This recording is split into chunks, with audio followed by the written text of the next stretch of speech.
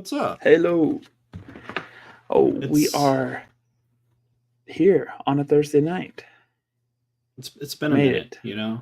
We've done a few other things, and those Mm-hmm. Mm-hmm. some other things were like a few weeks in a row. So we're back. Mm-hmm. We're We're back. back. We're The back. vengeance. This time it's personal. Tell the YouTube people where we're at today. So we're on a Discord server called Christ Center Christianity, and we are asking people's what political party do they associate with, and our goal is to kind of understand how people get to that conclusion, what kind of values and strategies they're trying to reach by choosing that, and why they think other people might choose something else. Yeah, that's about right. About right. And we don't have a lot of people in the room today. I'm kind of surprised. I thought people would be all over this, but hopefully a few more people will roll in. So what we're doing. So we're having those types of conversations with people, bringing on people up on stage, having a little chat with them. And if you Mm-hmm. want to do that, you'll have to raise your hand. We'll bring you up on stage. You might have to click one more button, and then up on stage you go. Then we talk. Yeah. That's how that process works.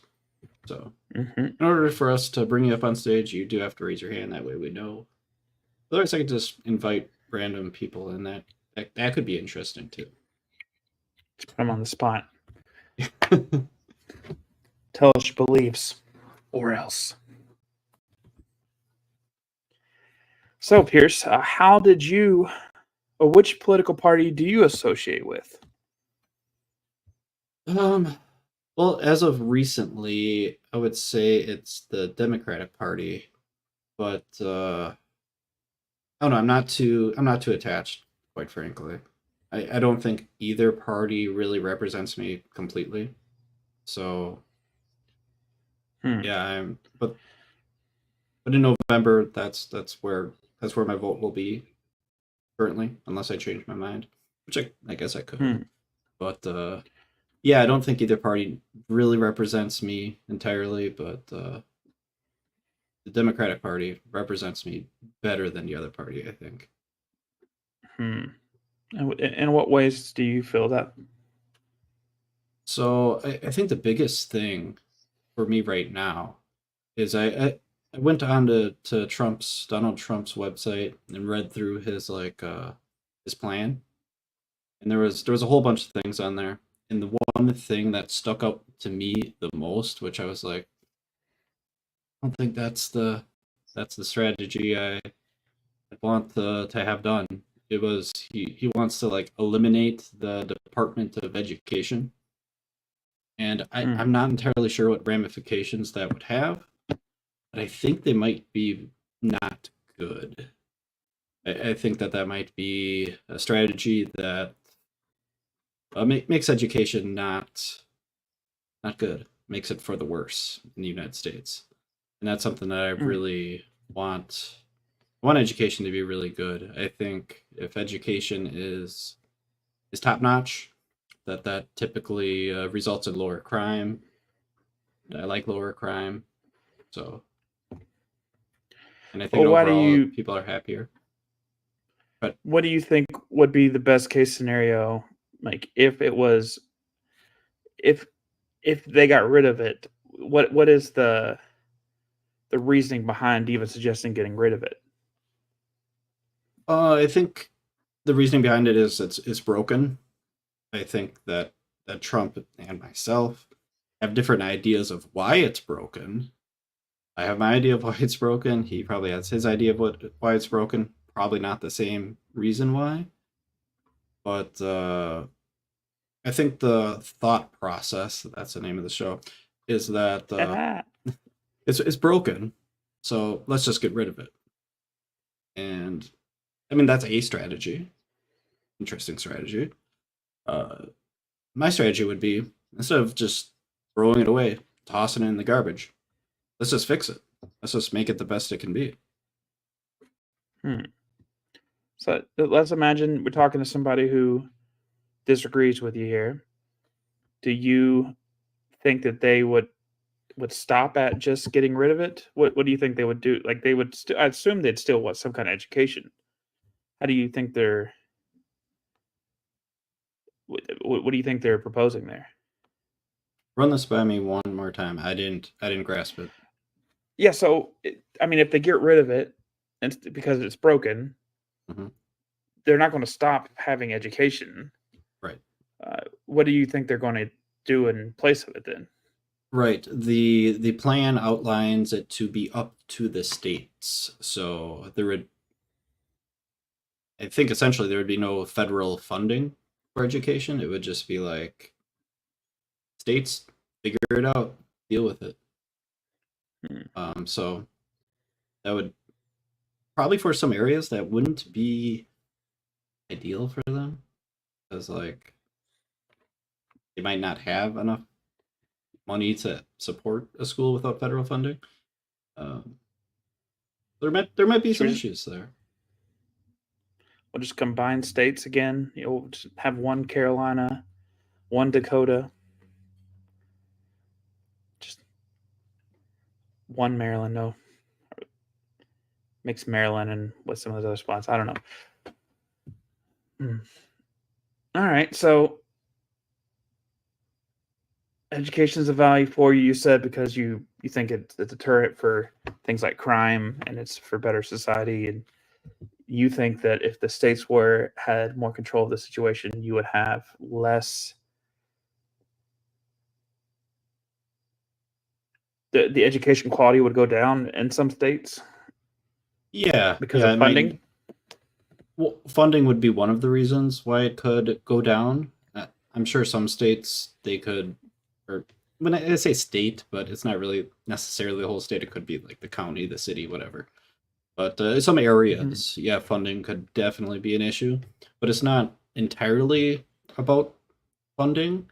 Uh, the Department of Education does a lot more than just funding. They have, standardized tests, which disperse help determine where the funds are dispersed and stuff like that, right? But Mm. just having those standardized tests and have like an overall goal, I think that's like really important. Sure, states will probably can and will do things like that. They already have things like that, Yeah. but yeah, I think it's important to have that starting point. Mm. Mm. Neat. Mm. Well, just want to remind everybody here who's come in, we're doing a call-in show. We're trying to uh, understand how you've come to pick which political party you associate with, uh, to figure out what kind of strategies it meets, what kind of needs it meets for you, what your thought process is, all that. If you want to jump in, raise your hand here in the Discord, and we'll keep talking until then.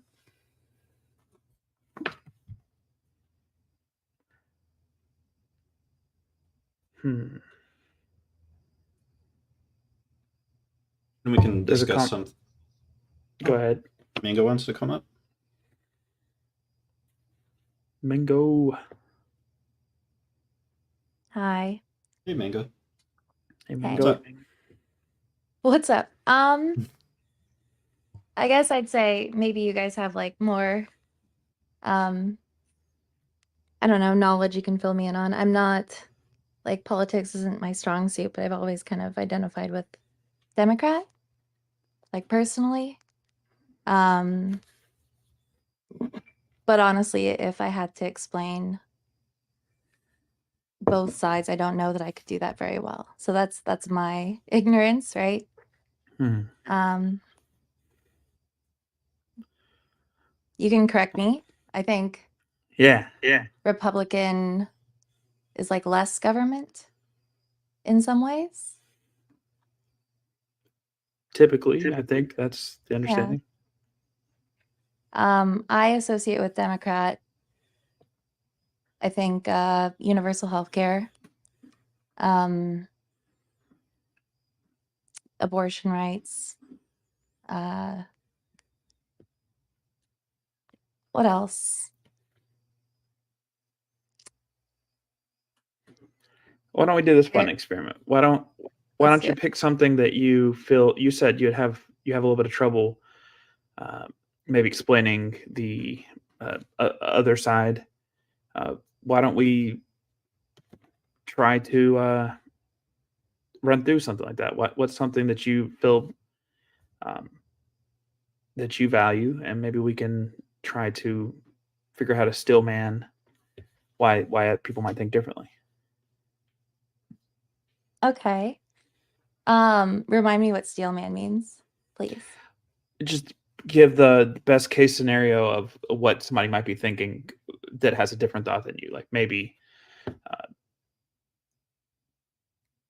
this seems to be the most honest take that you can think Most of. generous interpretation sort Yeah, of yeah, thing. that's the great word for it. Yeah, mango. That's a great word. Okay. This is not the most generous interpretation, but while I was like Googling, because I was trying to be like, what is the difference, right? I ran across this quote that is a little bit offensive potentially. It says Democrats work to help people who need help. Republicans work for people who don't need help. That's and that's a little bit offensive, I think. I don't think that's the truth of the matter. Hmm. Um, but yeah, universal health care, abortion rights, uh, LGBTQ rights. Um, Hmm. Have Naming a you good number of things. Go ahead, Pierce. have you ever seen that meme where it's like it lists or has pictures of like a whole bunch of different things, and it's like you can only keep one and the other ones have to go. okay, maybe not. Okay, doesn't matter. You get the scenario. You can Okay. only pick like let's say it's eggs, bacon, and soda. You can only have one for the rest of your life, and the other ones you can never have ever again. So you listed off Hmm. a few different things here: That's a hard universal one. health care, abortion rights, LGBTQ. Of those things, you can only have one, and the rest of them they need to not be like the meme, go away or whatever. Which one do you keep? Okay, wait. But is it like the opposite occurs for those things? Um, You're just saying sure, which one's the sure. most important to you right now. Yeah, that's what I'm asking. But I'm trying to ask Uh, in a fun way, David. I'm trying in to a ask in fun a You're way. fun doing it. way. My You bad. did it. You made me laugh. Um, I mean, this is a cop out, but abortion Mm, rights is Okay. healthcare to me. mm. Um, so I think I'd go for healthcare. Yeah. Okay. Well, you said universal health care initially. Is there a distinction between universal health care and abortion? Um, I think abortion is healthcare. I do. Okay. If you were to separate those things out, and let's say abortion is actually in another category, which according to you it's not, and that's fine. But if it was in another category, would abortion be more important than the rest of healthcare? Your thought experiment is no fun for me anymore. I would say, I mean, I think the danger comes in my mind with like freedom, autonomy. Because yes, I think healthcare, affordable healthcare is something that we it's just actually like wild that we don't have that in the US. Um, so that seems like just an obvious one. But when we start taking away people's autonomy and freedom, there is this like domino effect. Um, this potential for it at least. That is extremely scary. Um, so What's yeah. the domino effect is like if we take away certain rights with regards to healthcare and abortion, then more rights might be taken away after that. Is that the domino effect?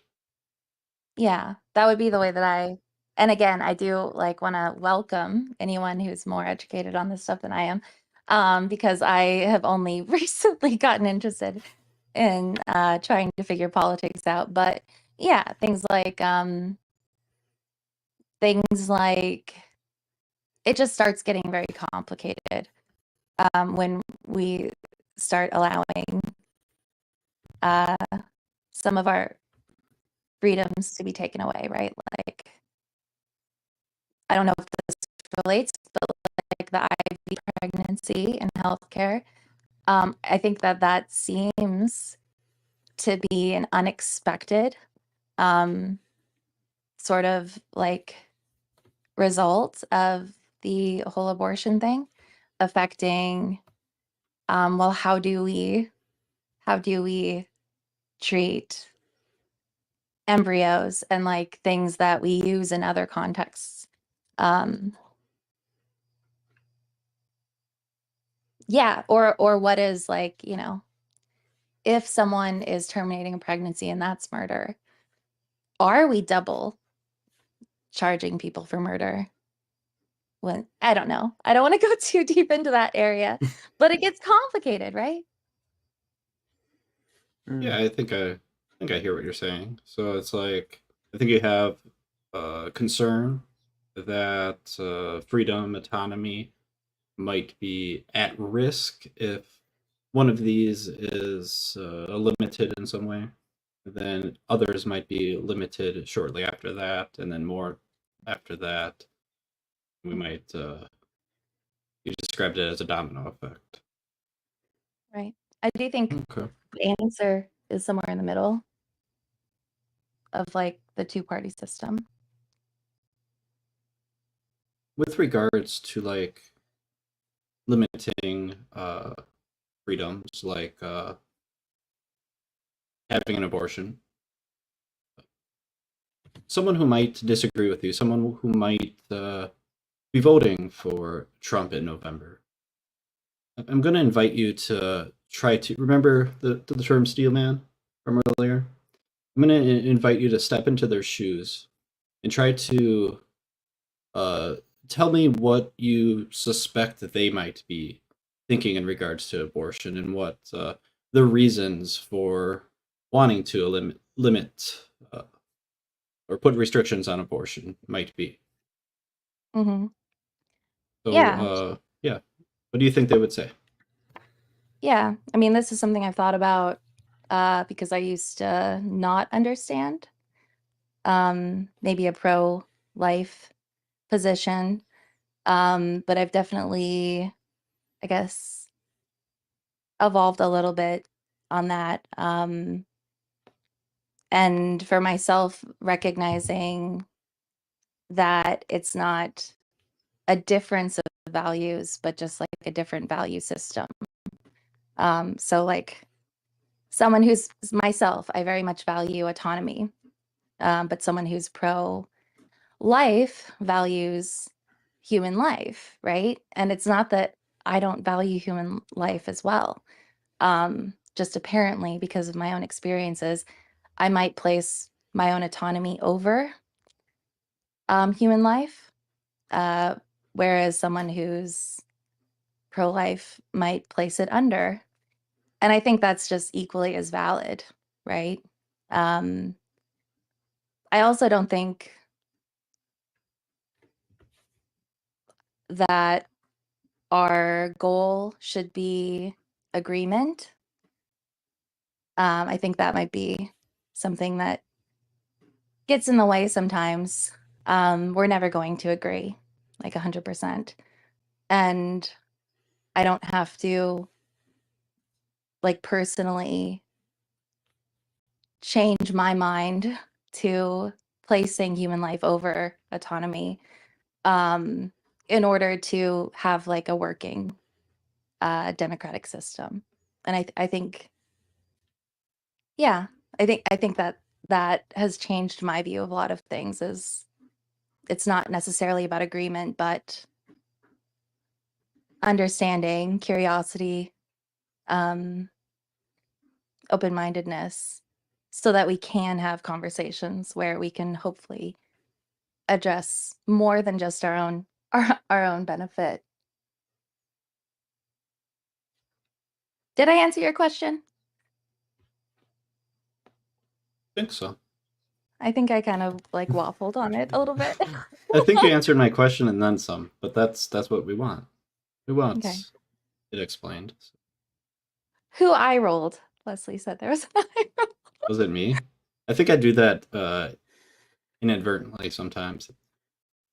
I didn't mean it. At least not like that. It's okay. I accept it. Like, okay, well, I doesn't came like up waffles. to get the conversation started. I don't really have anything too pressing to say, but it looks like there's some people who might want to talk. All right. We'll get Mark up here then. Bye, guys. Bye, All right, Mega. bye. Thanks for coming up. All right, Mark. Get you up here.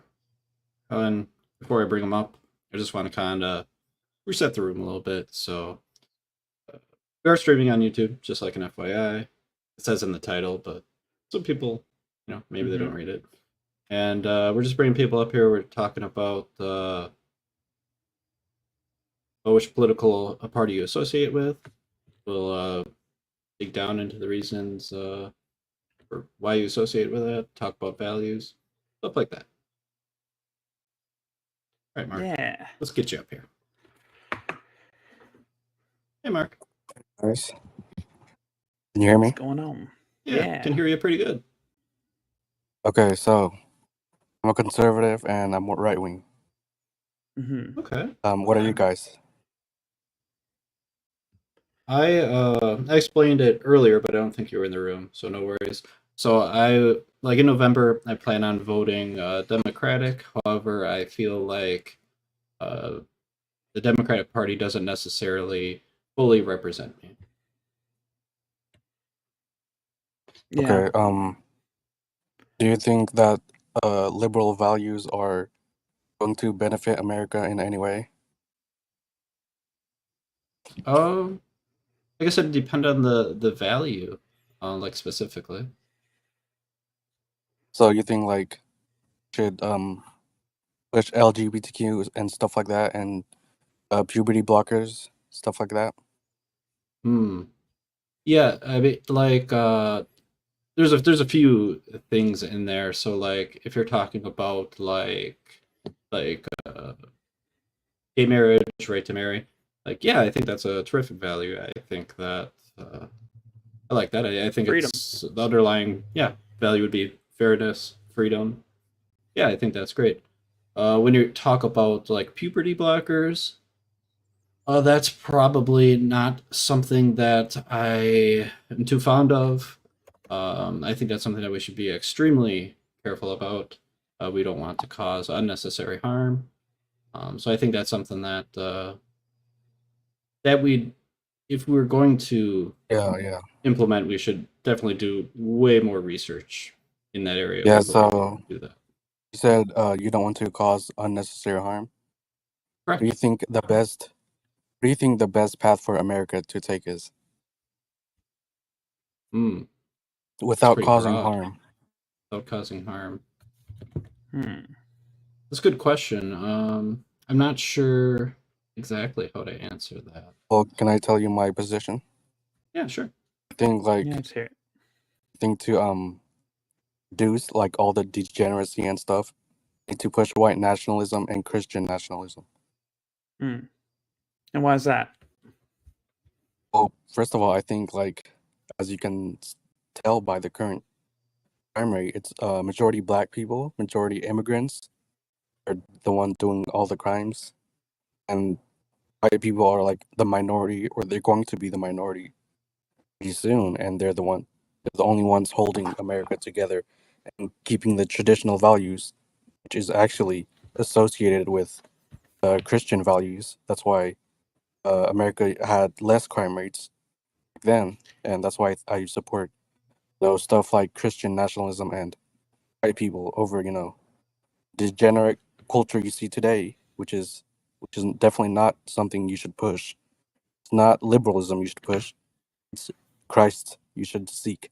Christ is If king and Jesus if is king.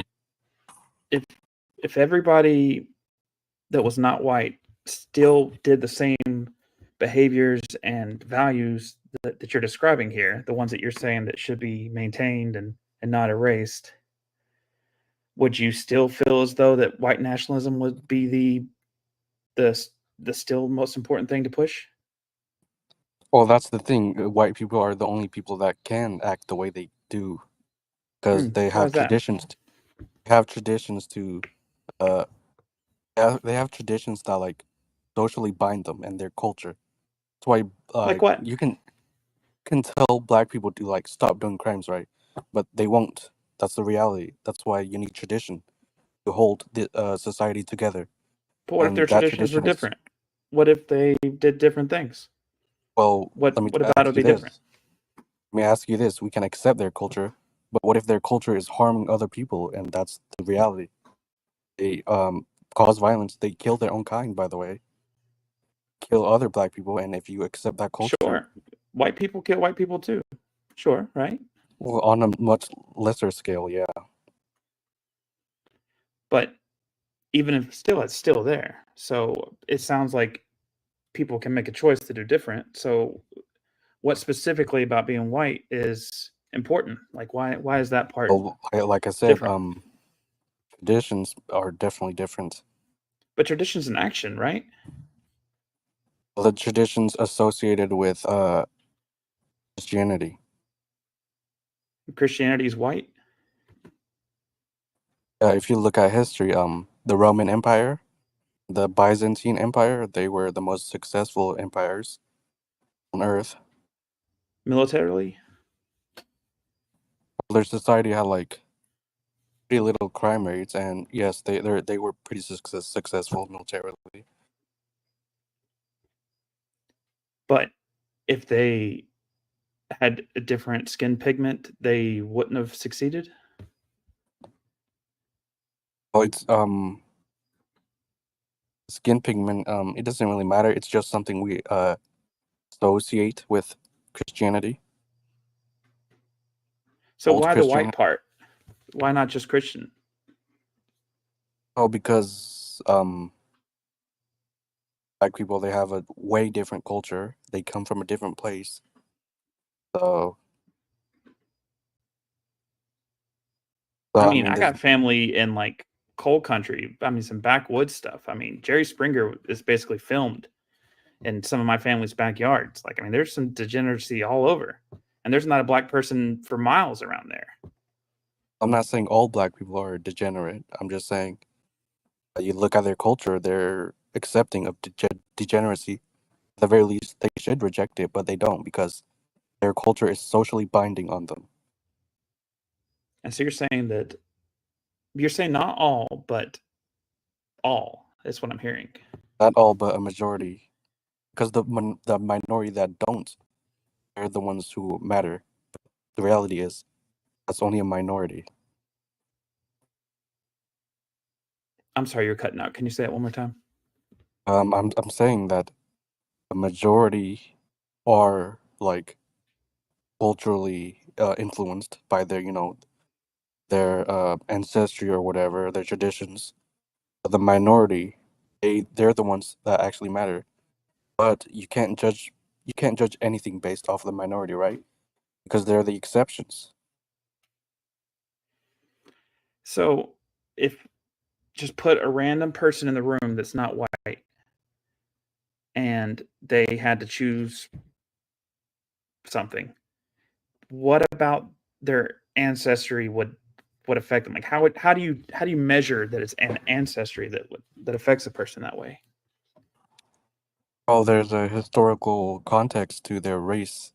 I mean, you don't just be black. There's obviously like ancestry and stuff. Like we all come from something, we look at history, how the world was created, how where civilizations come from, where civilizations evolved, stuff like that. I got a question for you, Mark. Yeah. Like, if I'm white, if I were to adopt, let's say, a baby, and that baby was a different race than me, uh, would like would the race of it like determine how, when it grows up, whether it's gonna be a degenerate or if it's gonna be a stand-up kind of person, or is like how I raise it gonna be a factor, or how do we know what's the biggest factor? Oh, I told you like culture, religion, morality, and I told you that black people are usually inclined to follow their culture. But if you're the one raising them, you have a different culture, obviously. Okay. So this isn't really much about race, it's more about just the culture? Sure, yeah. Hmm. Interesting. So I mean, if I was a random Joe walking up the street and I heard that it's the whites that need the the problem is it just needs to be more white and less not white. I mean, doesn't that sound very hopeless for anybody who's not? What are the other people supposed to do who are not white? Where are they supposed to go? How are they supposed to? Are you just saying just they're fucked and let the whatever? Well, like I What said, about the this white. Christian culture fits in with actually caring about the people? Like, are they Well, cursed that they can't be white? And so is this some Mormon stuff? well, like I said, society is actually going in the opposite direction. It's white people that are going to be the minority and be extinct. And the very reason you see the degeneracy you see today is because there's no traditional Christian culture that America has anymore. You know, you see shootings, you see sexual promiscuity, you see abortions. I mean, you guys probably support it, but you see, I don't know, very degenerate stuff. So, and you can't fix a degenerate society without traditional values. If these traditional values were kind of the what most people believed in, but we also had a society that had a lot of different ethnicities and maybe some different subcultures. There's people who like rock music and people who like country music. Um, I guess what would that? Well, if in that hypothetical scenario, uh, like what does? I don't know where I was going with that actually. David, where was I going with that? I think that's kind of reiterating the question earlier about what about that? Uh, is that the end goal, or is the maybe is that the end goal to have the common culture, or is the end goal to get rid of people who annoy you? That's not what you were saying, but that's what I'm Well, asking. well, it's impossible like to actualize ideals because an ideal world, everyone would be happy, right? But I guess if we try to take the practical approach, we would have to be more severe and be harsher as a society. Start punishing people, start punishing immigrants, and stop supporting immigrants. Stop supporting, I guess, democratic values. Supports these How do you When you define an immigrants. immigrant? when you say immigrant, I'm asking. Yeah, I'm define it, but also just punishing them for existing, or if they did something wrong. Can you clarify a little bit? Oh, punishing them for doing crimes.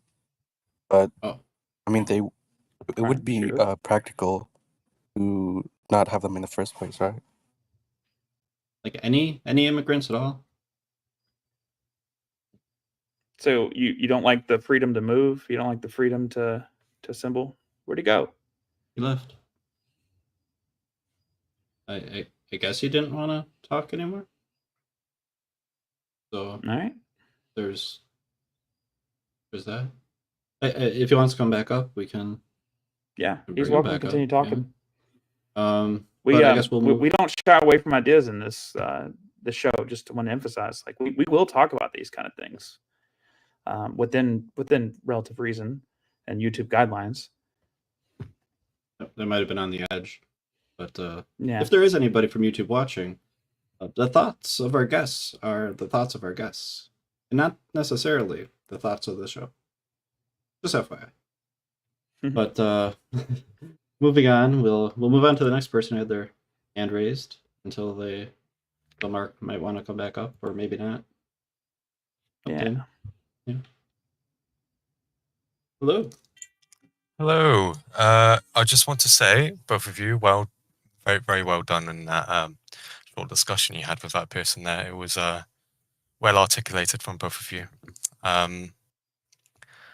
And yeah, I guess we can get started. Yeah. Sure. Appreciate it. Yeah, thanks. I mean, people are passionate about things because they line up with values they have, and most of the time those values may coincide with some similar values as other human beings. I mean, like he values safety, he values He valued justice, like those a kind of things. Yeah, nationalistic identity and culture. It right. seems, And it that's the seems that strategy he he's directly using. attached it to race.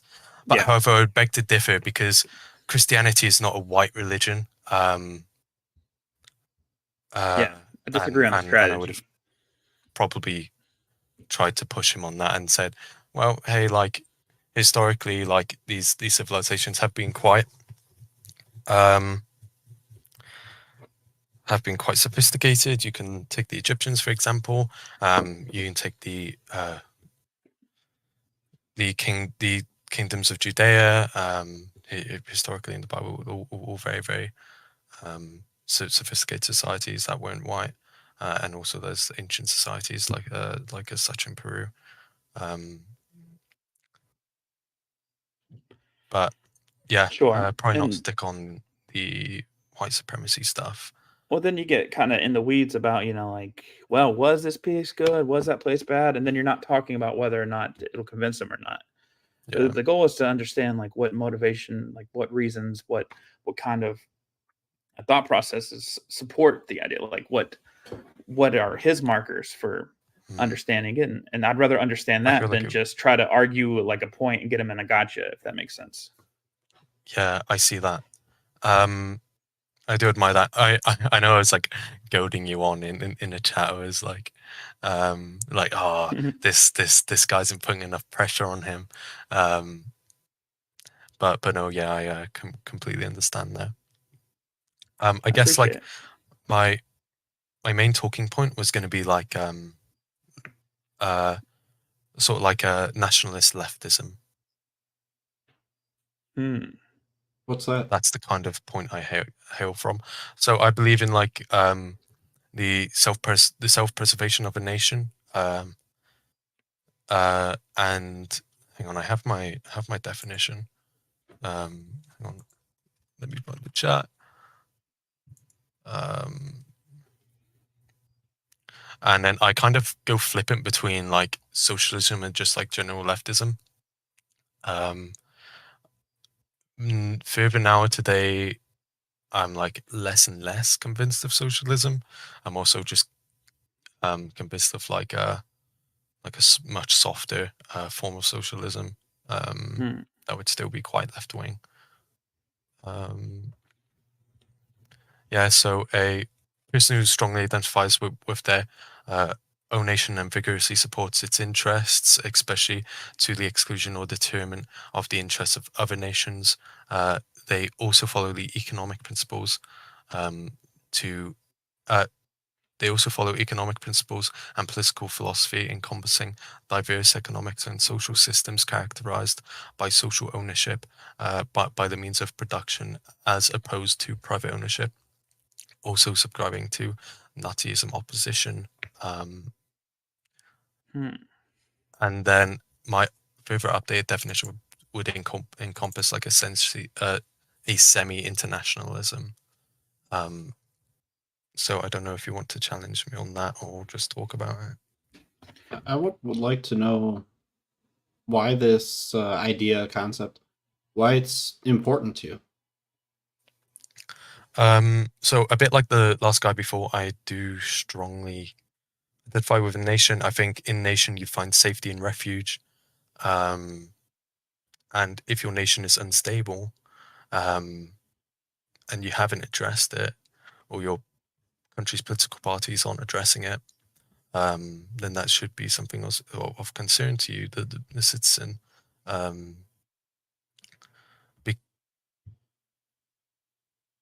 Okay. So kind of your strategy is to They adopt should be. this. I think you cut out. Sorry. Oh, did I? Sorry. Yeah. Oh, And I thought sorry. you were I'm done. really sorry. I was just going and say, like, your party should be working for you and not themselves. Oh.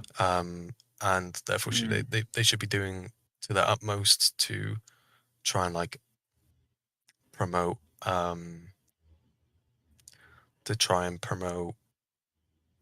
what's it called? An overall net positive. Yeah. Are you American?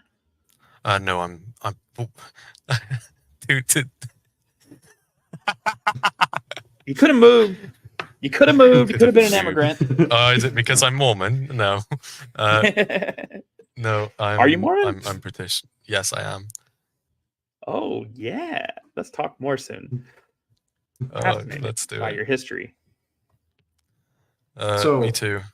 With regards to so I think your strategy might be to support this idea, right? And what you're trying to achieve is safety. And I'm wondering, with regards to this strategy, how is safety achieved? Safety. So I define safety as to be in such situation that you not feel dramatic effect of geopolitical collapse or stresses or the ideation of other nations. So to be in some sort of system where your system is going to serve you to the point of which shit can hit the fan in other nations, in neighboring nations, in your trading partners, and you'd be more so kept safe.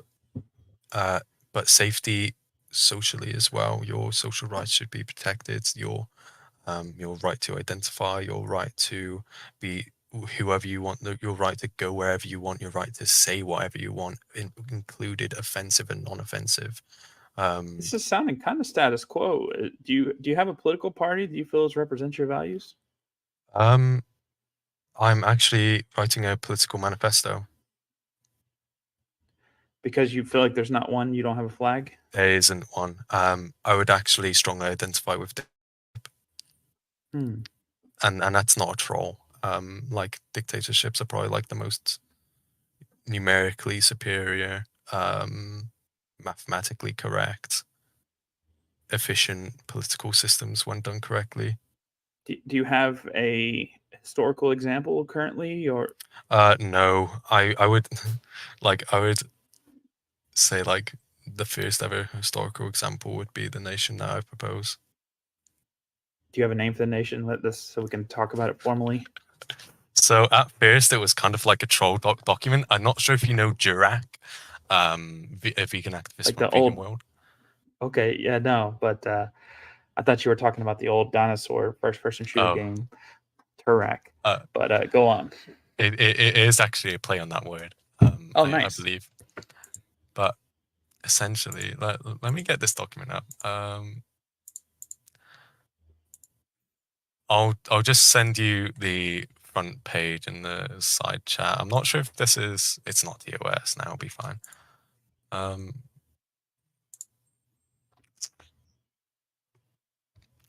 Actually, I'll cut out the flags.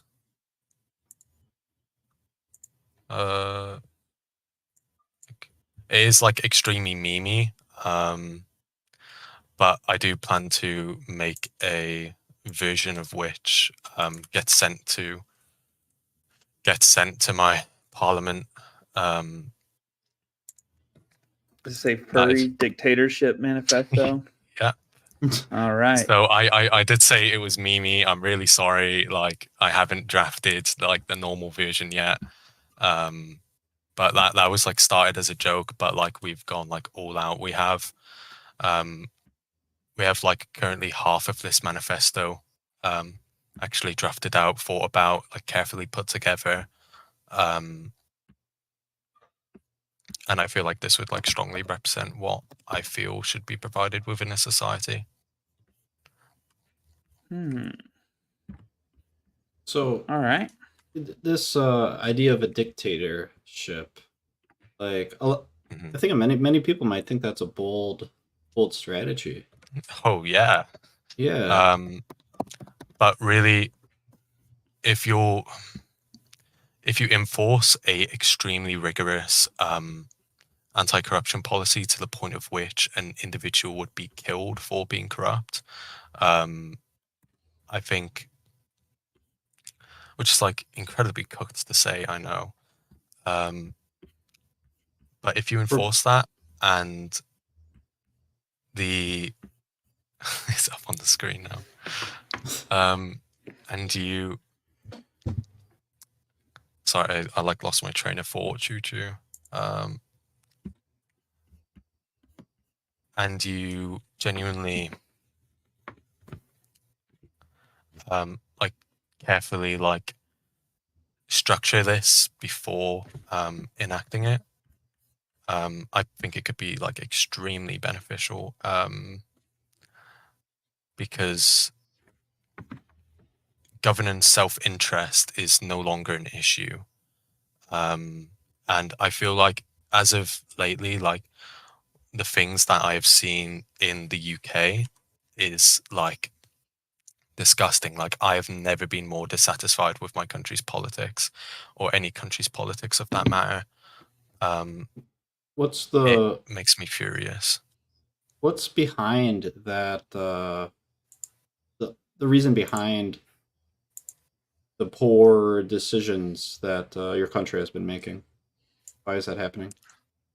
So the Tories, out of self-preservation for their own political party, and their own So kind of playing donators' politics. interests. So it is just, yeah, it's very, very strongly playing politics. You know, like I quite like the new Labour government's slogan. It is a party for the people, not for itself. But I just want to like take that idea, put it on steroids, and then give it to one like hyper intelligent person. But what if the hyper intelligent person has a brain aneurysm and turns hyper unintelligent? What do you do? It's do what you would do if Joe Biden code over and die tomorrow. The VP would take over. I'm not saying like there would be the co-dictator. Like, the co-dictator. The co-dictator actually has no power. But unless the dictator dies, the VP, or is incapacitated, unless the dictator dies or is incapacitated, yes. However, if they both die, I don't know, you're kind of cooked. I haven't like thought this like into like the schematics of that specifically. What happens if the dictator starts doing things that aren't exactly good? What occurs at that point? Okay, so actually that's a very good question, and I've written something about this. So and you got to summarize because I do not feel like reading. Yeah, I've got you covered. So it would be AI in governance. No, it would be, hang on, recognition of real time citizen. No, absolute impartial. No, it's below absolute impartiality. It is.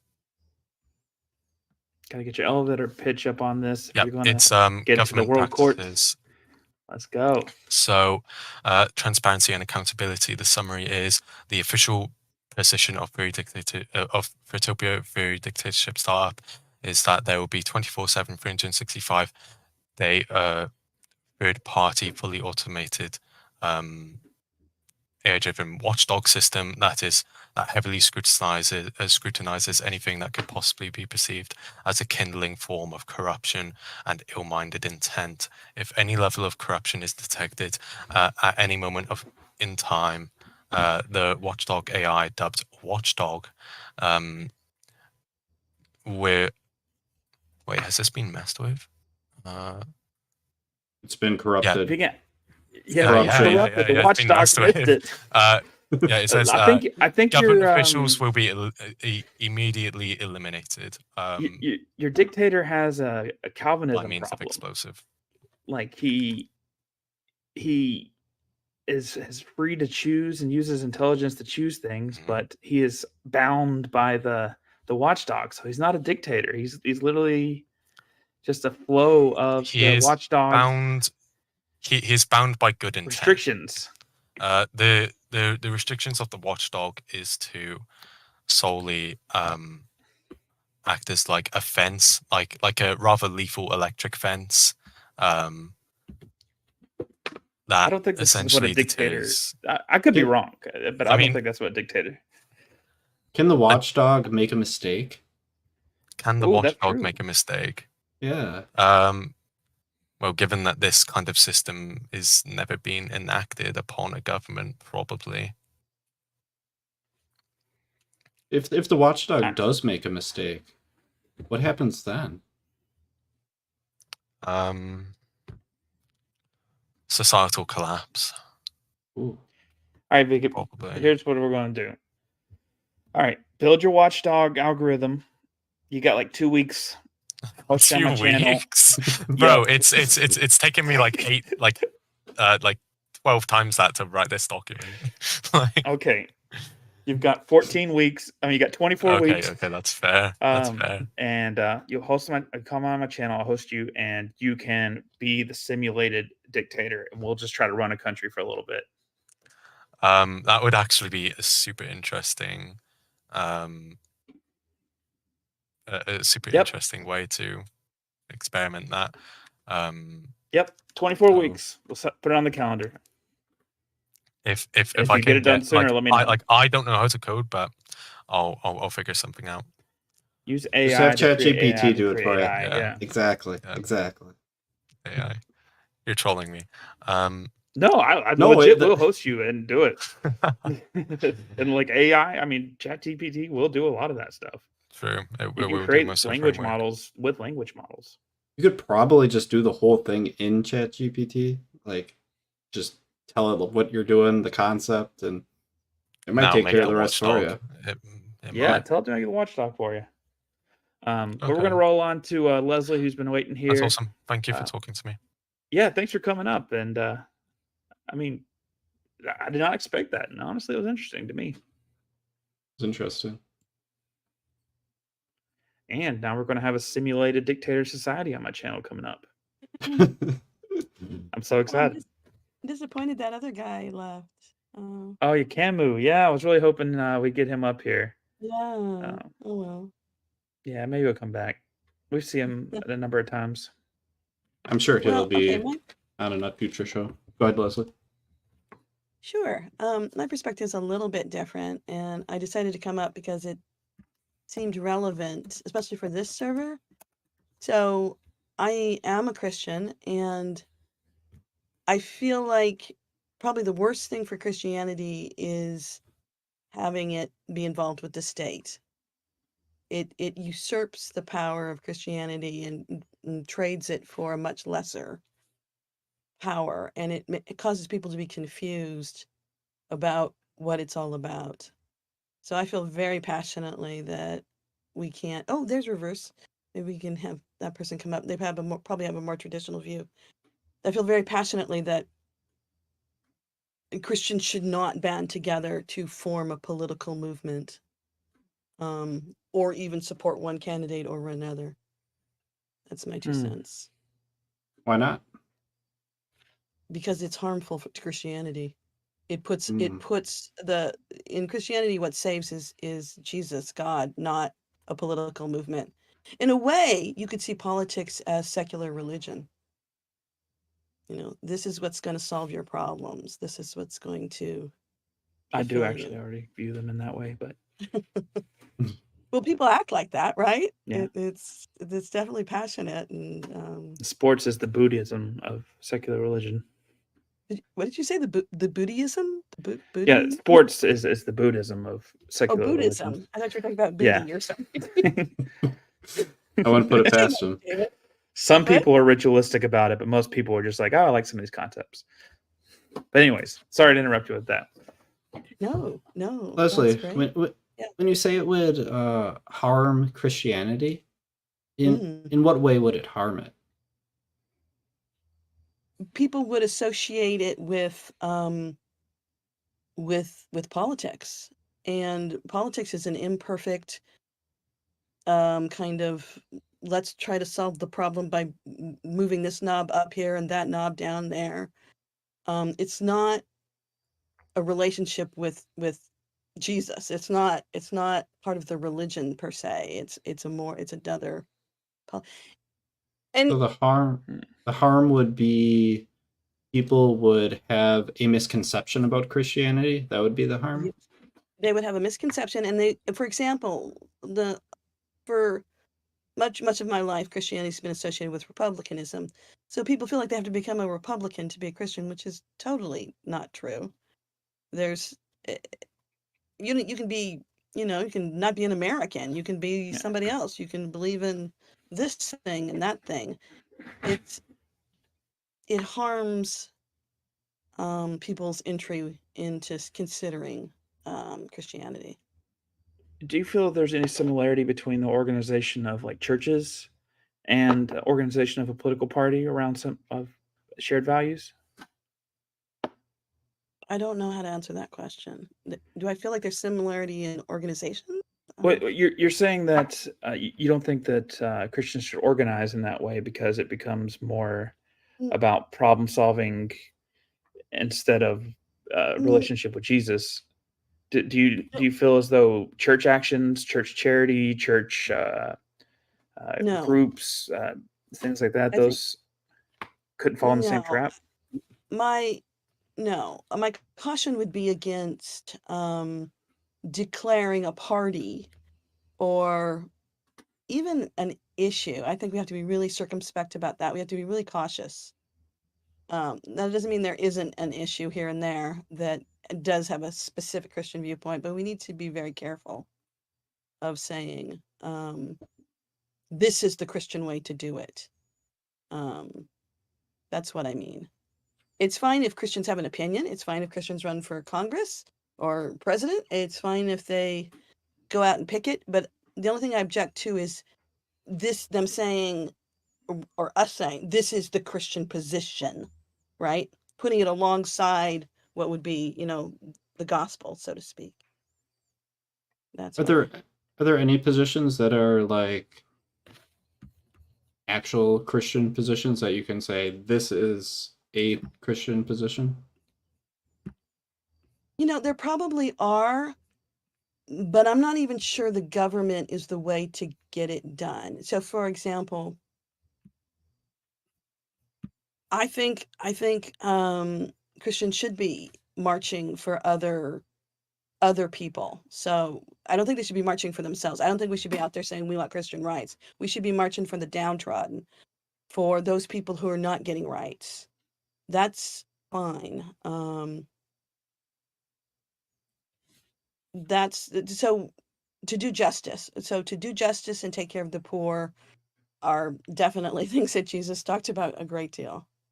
And when justice is not, in my mind, going after the illegal immigrants, those people are the poor. Those people are the downtrodden. They're not the enemy. So that's my 2 cents about that. And so it's disappointing the direction we're going right now. It seems to me kind of unchristian.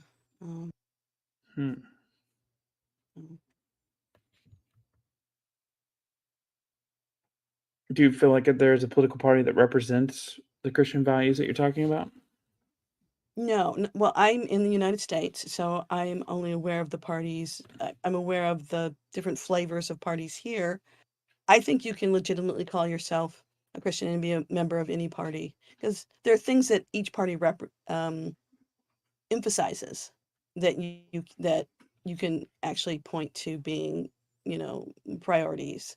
Like, for example, and I might be getting this wrong, but if the Democrats are very concerned about with the poor and justice for the downtrodden, that's a very Christian thing.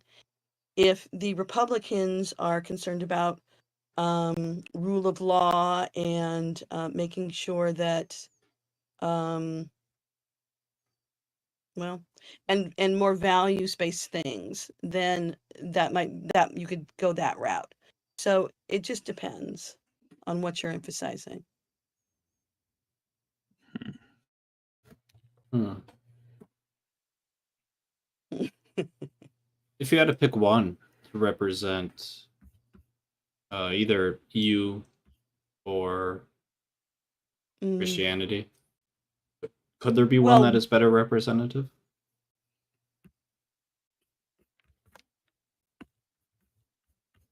Do you I feel as though people need to choose? I feel like our politics changed a lot in the last 10 years. I don't even think the traditional parties actually match what we have now. We have a whole, like, for example, now the Dems are much more conservative and the Republicans are populist, which is a kind of a complete shift in what's happened the last what we used to have. So I can't. It's a whole new ball game right now. Hmm. Yeah. I do, I don't want to go. Well, that's my main message. I mean, we could talk about other things if you want to, but that's the main part of what I If you don't mind, if I could think for just a second here. Okay. thinking is a good thing. Yeah. Yeah. I try to do it every once in a while, at least twice a day. All right. So, do you feel as though people do choose? Like, you're saying you think people could be a Christian on either side of the fence with that.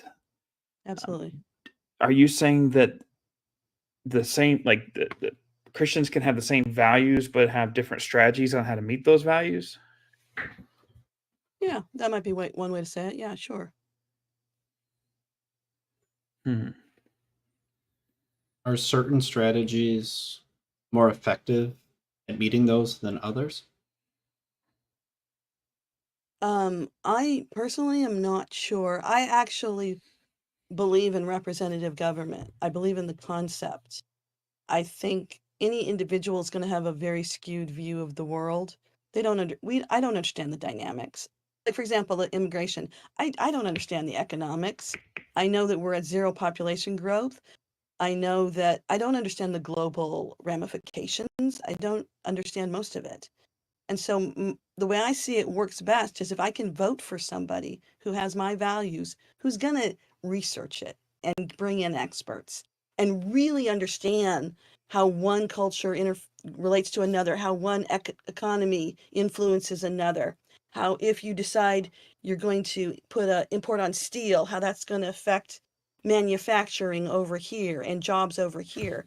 I think it's far too complicated for me as an individual to research all these issues. So I like Yeah. representative government.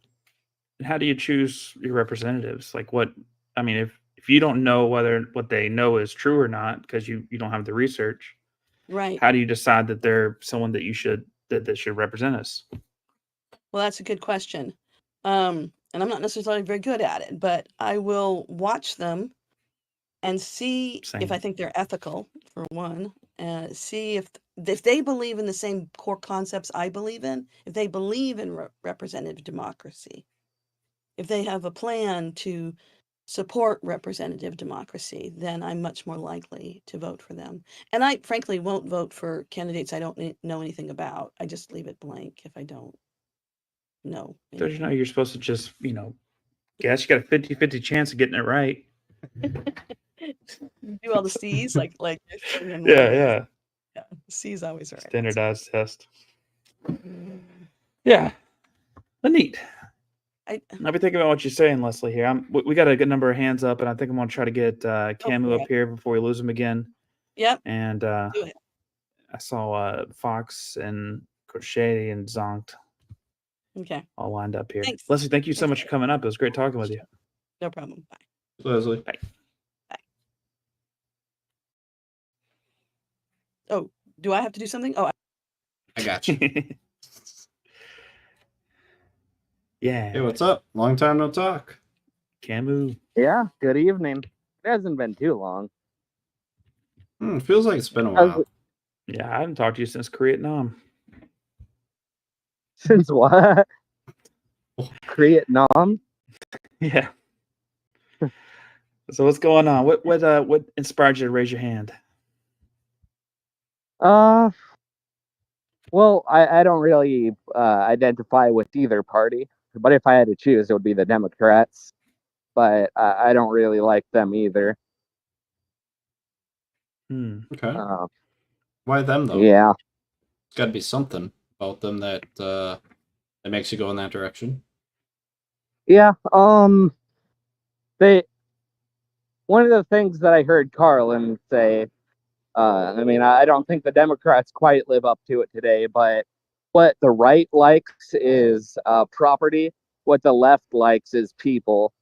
Like the right's all like, we need to protect this property, and the left's like, we need to protect the people and make sure that they're taken care of. And the Democrats, like, they're still corporate chills, but at least they pretend and will try and get stuff on the ballot that is for the people. Yeah. Yeah. And then, yeah, there's also the whole abortion thing. Like, the Republicans are going to be against that no matter what. So, that's a pretty big sticking point. Have you always had these values? I don't think so. I didn't really, I was always vaguely liberal, but I didn't really care enough. I didn't really get into politics until 2016. But were you raised in a very like liberal environment, or was this in opposition to the general culture you were raised? Yeah, I was raised. I'm not sure. My family, I'd call them liberal, or maybe I'm not completely sure what they are, but they definitely were not conservative. Maybe And didn't rock just the boat. culture that I grew up like. When I was growing up, I was in like 2 blue states, so that definitely influenced me. And then you said something happened in your time that kind of sparked you into being more political. Yeah, 2016. 2016. The election of Trump. What about that was invigorating for you there? I saw someone that just seemed super evil to me, trying to gain power, and he used these conservative talking points. He'd like scapegoat immigrants. He'd have kind of this paleo conservative style of trying to get people on his side, and I was just against that. So, just kind of searched for some ideology to follow, and I actually ended up going further to the left than liberal. Yeah. Got not into as Marx as I'd like to admit. There's a lot that he wrote, but he definitely inspired me after 2016.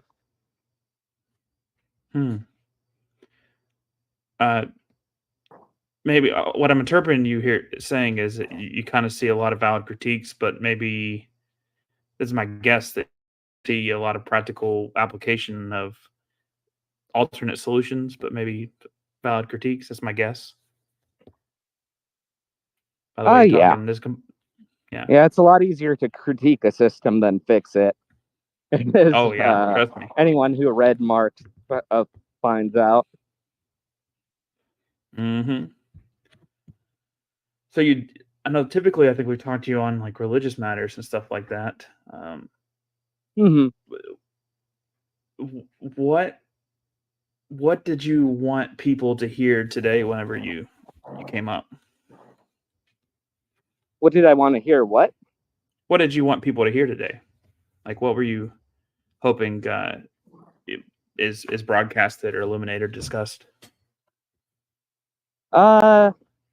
Just aim for the equality of people and don't forget God, I guess. That would boil it down quite a bit.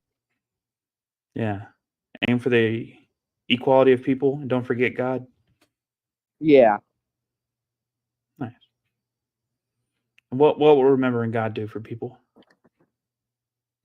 Well, I think that it's good to know true things. And in my opinion, God is a true thing. So just aligning your worldview with that, but also God, at least how I view it, he teaches you to love everybody, to tell the truth, that kind of stuff. It's like a reason to hold your morality. But I mean, of course, you don't need it to have good morals, but it definitely helps. And if you don't have anything underpinning it, it could be a disaster. If you didn't have that as a motivator, because I mean, a number of our listeners are not Christian for sure. Do you?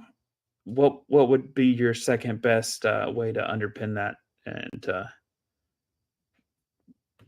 you think the best advice or thing you would do if you didn't have that? I guess kind of a utilitarian way of looking at things, just trying to make sure that everybody's well taken care of, that everybody has health care, everybody can eat, that kind of stuff.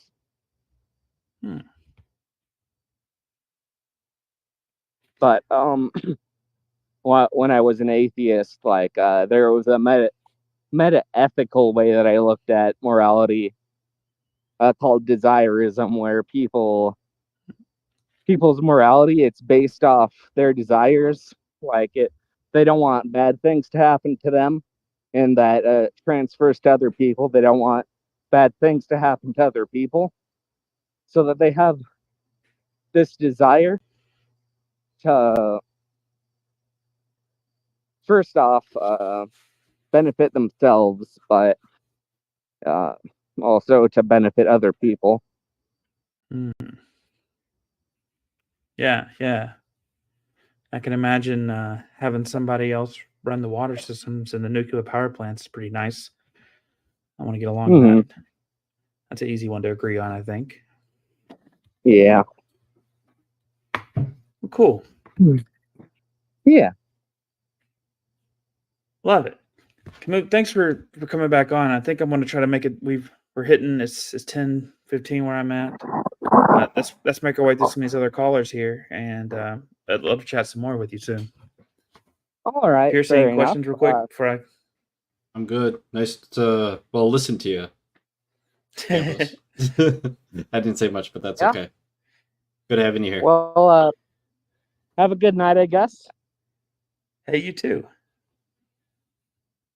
I think this person was next. So we'll invite them up. Oh. We'll get Fox next. Hello. Good afternoon. How are you doing? Good. How are Dandy you? like candy. Not too bad. No. The question at hand: which political party do you associate with? Personally, no, I'm not really entwined with either of them. I'm entwined with Jesus Christ. But I questioned the miss had there a minute ago on the statement, more like she claimed that she could be Christian and be a part of any of these political identities. Personally, I disagree with that, because then you have these political identities that claim that abortion is moral and abortion's okay, when abortion is the most definitely an act of murder. So if you're going to say that you can be a Christian and support abortion, I think that's ludicrous. I think that's silly. So yeah, I disagree with her on that, like, most definitely. But with the notion of like in the Republican, I guess I would be like kind of on the same boat as the other fellow was, Krampus, how he said that he is, in between. He doesn't choose any, but he's more lenient on towards Democrat. I would say I'm more lenient on Republican. Because, like, if you notice, individual Charlie Kirk, he's a bit of a politician, and he would represent himself as a Christian as well. I think he's a very well versed, very good speaker. I think I'd agree with a lot of things that he would say. That fella. That's my position on it anyway, boys. Yeah. And you said you really don't associate with one, but you lean more Republican because it seems there be some kind of blatant things in the Democratic positions that are against your values. Yeah, absolutely. Like, abortion's like just the main one, in my opinion. Like, I think yanking a bleeding a dead baby out of a woman's clit is disgusting, or anything around that area is absolutely disgusting. Sure. Could you find any? Well, see, I don't want to pigeonhole you into saying that you support Republicans as a whole, but I mean, do you think you could I'm more find any lenient sort on of, them, yeah. Yeah. Do you have any qualms with any of their policies? What do you mean? I mean, do you have anything similar that would say, like, if you're fully embracing this, you're going against Christian values? Well, I think as a Christian, we're told to pick up our cross and follow Jesus. I think that's like, the objective notion of what Jesus taught is to put away your flesh and pick up your cross. Like, absolutely. Walk in his spirit. Like, I don't think Jesus was a Republican. I don't think Jesus was a Democrat. You know what I'm saying? So, with that said, I'd say following Jesus would be the absolute way to go about it. Like, I'm sorry, but I would agree with like the notion of, like, in politics, Republicans do have a better mindset, more lenient toward what Jesus taught, opposed to Democrats. Right? Not saying I am a Republican, but I'm saying, like, they are more in touch with those teachings than a Democrat would be. Can we discuss maybe some of those that you think might line up? Like, what are some of the things that Jesus taught that you think are representative in that way? Excuse me. No problem. Well, once again, just to clarify, Jesus wasn't a Republican; he wasn't a Democrat. But I'm just saying, like, we're just talking about individual things. From what I see, yeah. So, like, conservatism, how they would, be more lenient on, like, no fornication before marriage. How they would be like traditional household, no progressive LGBT ideologies. Like, these things are all taught in the Bible. Leviticus talks about if one was to have sex with someone of the same sex, it would be deemed as an abomination. This in is what Jesus Deuteronomy. taught? Yeah, so this is the Old Testament. This is the Torah. These are the teachings of the inspired word of God, wrote down by the scribes, by the Jews. Right. So in Deuteronomy chapter 22, verse 5, it states, "For a man to wear a woman's garment also be seen as, like, an abomination, disgusting." I'm paraphrasing this now. But that would basically go against transgender ideologies. So likewise, within the conservatism, they would be in more touch with those teachings. And someone of so they more progressive abstain ideology more. would be. Do you have what any? you mean? So you think the Republican Party has abstains from things that you think are specific examples in the Bible that would go against? Do you have anything that you think they yeah, they do specifically, aside from just avoid, if that makes sense.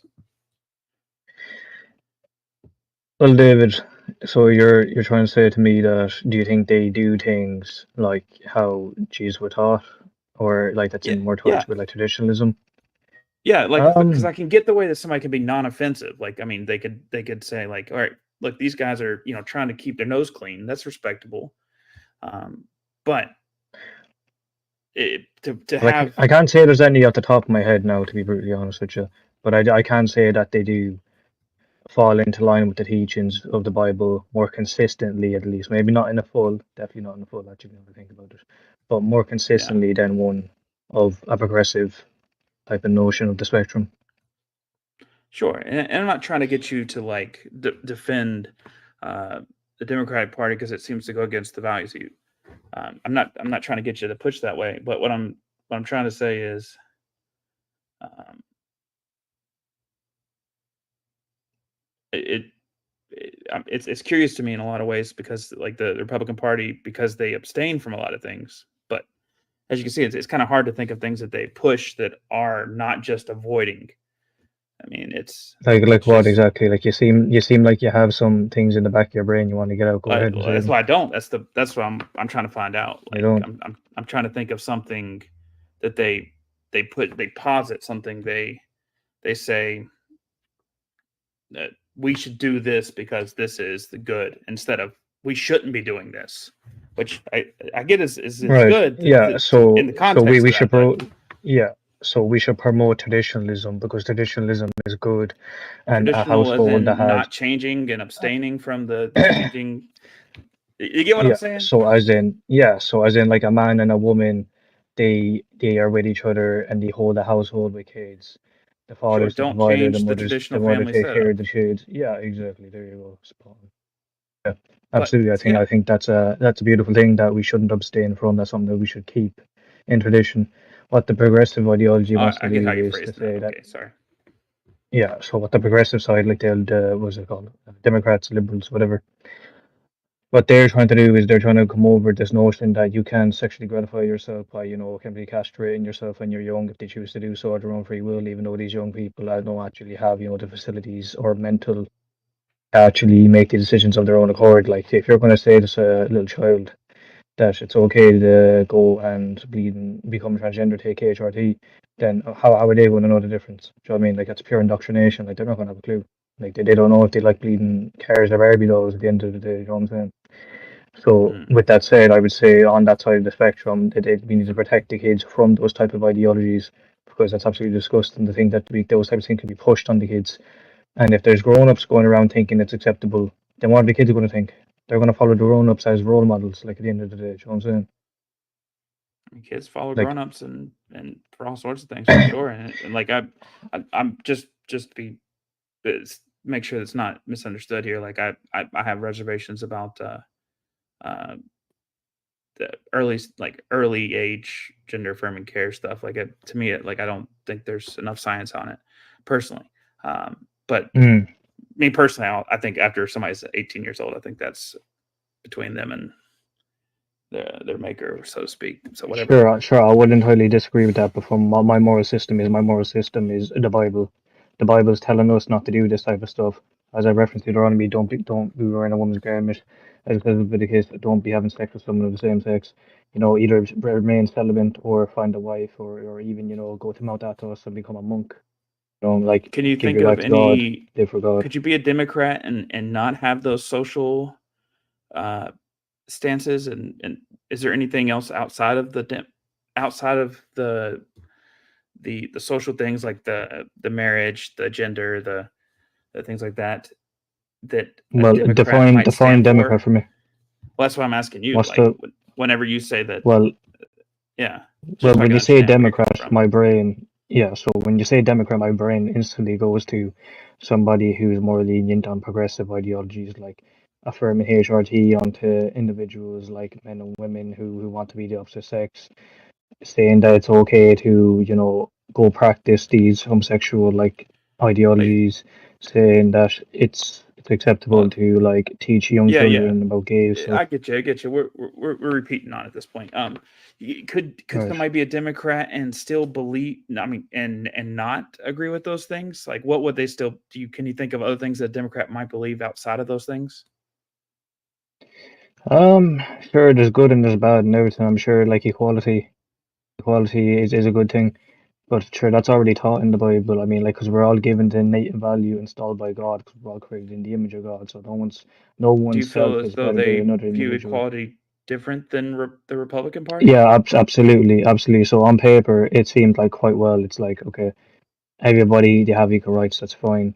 But then when there's an opinion that opposes their view, then that equality kind of goes out the windows, and like, they like to cancel, don't they? So Is that a democratic value, or is that just a yeah, political that's the democratic side of the spectrum. hostility? Yeah, because if it, I mean, I don't know I don't know what you're speaking from, but from my own personal experience, I've witnessed myself that individuals who would oppose a view of someone in the Democrat like group, they would typically be seen as, aggressive towards their view. I think that's the right way to Mm-hmm. put that. And that they would, do their best to silence that individual with a different view, which is called Mm. being cancelled, right? So I think with that in place, the equality kind of goes out the window. On paper, it looks good, but it's Yeah. equality for all until you have a different opinion from what they If I have. if, Do you know what I'm saying? if I walked into a church or a mosque and started saying I disagreed with them, do you think they would just say, hey, we're still equal and whatever? I mean, I'm sure there might be I some think it depends. situations that can't, but I mean, you can understand like there are religious people, like very zealous religious people in different environments. I Yeah. mean, I think that's So, you ask your average Joe on the so it, street, they'll probably be like, hey, why are you mm, talking to me? Leave me alone. But I mean, after you do give them $5 to sit and talk with you, I mean, they'll probably yeah. just have, yeah, agree to disagree. I think it's quite interesting that you brought up the church and mosque analogy. I think that's actually quite one I can actually touch on quite well. So within the context of a church, personally, I'm inquiring Eastern Orthodoxy. From my own personal experience in the Eastern Orthodox Church, one of the best communities I've ever been a part of. Like typically, you'd have people in Eastern Europe as categorized as these like mall Slavic hard people who are just stone faced all the time, no emotion, no fun, just angry people all the time. But that could be further away from the truth. The one I attend is Romanian Orthodox, and they're honestly one of the best communities I've ever been a part of in my life. Like I'm living in Ireland, and the Catholic Church that I used to attend to is nothing in comparison of community to this Romanian Eastern Orthodox Church that I'm currently attending now. Amazing community. Like they have games after the church service is done. They have food. They have chats. Like they're a beautiful community. Like they even sometimes go out. Like, you know what I'm saying. But Sure. Get us some when licks. you, so if you were to come in there with an opposing view, I'd say they would welcome you in, and they would, they'd have no be more welcome as long as you're respectful to have a chat with you.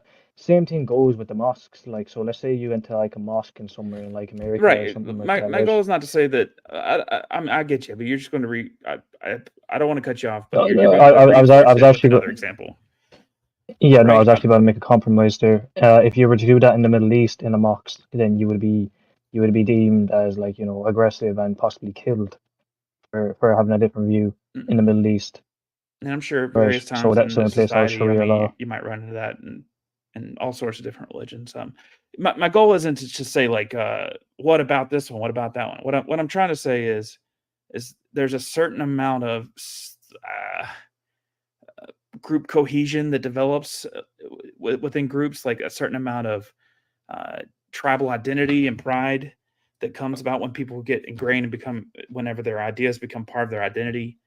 And whenever you start crossing somebody's identity, who they are, what they say, like, I feel like I'm a good person because I believe this, and somebody saying that is not good, you're saying that you're not a good person, and people get defensive, people get rally out. And then we live in an environment where we have any sort of concession to the other side is seen as like uh, points to the other side. Instead of us working towards a mutual goal, it's like, oh, you're letting them win this, and it's like points for them and loss for us instead of us figuring out something. So I mean, there's a lot of reasons that I think there's a lot of uh, fear and anxiety that people come out and they try to cancel people because I think it's self preservation. And whether or not it's a good strategy, whether or not Well, it I'd say actually it's a way they're helps, hiding something. I don't think so. But I think it's kind of like a natural reflex. It's like you put somebody in a cage. Well, would you put agree on that, somebody- David? What was the question? Would you agree that they're trying to hide something? Who's they? These individuals are trying to silence other people for having opposing views. Do you reckon they're trying to hide something? They protect something that they would see as beneficial for themselves or their own selfish gain? Um, if by it depends on the person. Obviously, I mean, there's plenty of cases in which people are being mischievous or being ill-willed or whatever. I'm sure. I mean, there's all that's everywhere. That's no denying. But I mean, I think in the general, like, I mean, you go on a Discord and somebody starts getting defensive and isolating their group. I mean, most of the time it's just because they're afraid of dealing with trolls. They're afraid of dealing with aggression or afraid of being singled out in a way that being vulnerable and then somebody taking that vulnerability and taking advantage of them on both sides. I think that happens in both circles. Like, if we came in here to the Christ-centered Christian thing, earned a bunch of people's trust, and then like just started dunking on it and like being absolute jerks, like, I mean, it would I think it would be worse than if we just came in like guns a blazing. Like when you let people in closer, you're more vulnerable, and so I think it's completely reasonable that people are a lot of times scared to let people they don't know in to the circle, let people into the discussion, because also people will dominate. People will attention is currency in the marketplace of ideas, they say, and it's like if they can just be the squeaking wheel, they're going to get the oil. They're going to move the conversation away from whatever that group or what these people's values are. It's hard. It's very difficult. So you got to choose who you let in, and it's hard to trust people. It's an interesting perspective on it. We tend to associate other people who have similar identities to our own as part of our in group, people who we can trust, and people who don't share these same identities, we consider them the out group, and they are people that we don't know if we can trust. And overcoming that is something that is really difficult to do for most people. It's like something to do with trust issues. Sure. And I'm sure a lot of people have trust issues. I mean, people aren't trustworthy. I mean, there's a lot of people who will do you in for a little cheeky loan of a little bit few euro, like, so. I don't disagree with that at all. I think having trust issues is actually more of a good thing. But to be completely like self-preservation away from, but to be completely away from ever like trusting anybody, I think is quite silly. Because you need to have trust in people. Violence in a lot of ways. Like, I think it leads to animosity. I think it leads to depression. Like it's a root of a lot of social strain. I think it's about choosing your circles carefully and not having them expand so wide, because if you have such a big one, it's hard to monitor these things. But a big psychological actual like influence you can have, and a better way to monitor these things is by simply having your friend group as small. Like, it doesn't mean you can't like associate and be kind to people. Absolutely, you should. But what I am saying is, if you have a smaller friend group, it's easier to keep track on like what is this person's intentions, like are their body language more like open and welcoming to when I'm having these conversations, are they more distant and cold, are they giving you the cold shoulder, like, you know what I'm saying to you? But I think that's a good way to actually have a good mindset to have. Be kind to everybody, but only trust some. Yeah. I mean, you got limited time, space, and energy, and you can only use it on one thing at a time. And so you can be open to experiences, but at the same time, you're limited. So I think it's completely reasonable to. I agree. Is what I'm trying to say. How do you say your name? Christodi. It's Irish. Christodi. Very That's cool. Right. Thank you very much. Any last questions or anything here? We're gonna hit the next caller here. Yeah. Well, listen, boys. It was good having a chat with you. May God be with you. I don't know what your position is on that and everything, but sure, look, it was good having a conversation. Good to see your different opinions and views and everything like that. Thanks for giving me the time to talk on this stage, and God bless. Hey, thank you so much. You as well. Yeah. Take it easy, boys. believe Fox was next. Yep. Getting Fox up here. Yeah. Hey Hello. guys, how are you Hello. doing What's up? today? Good. That's Pretty good.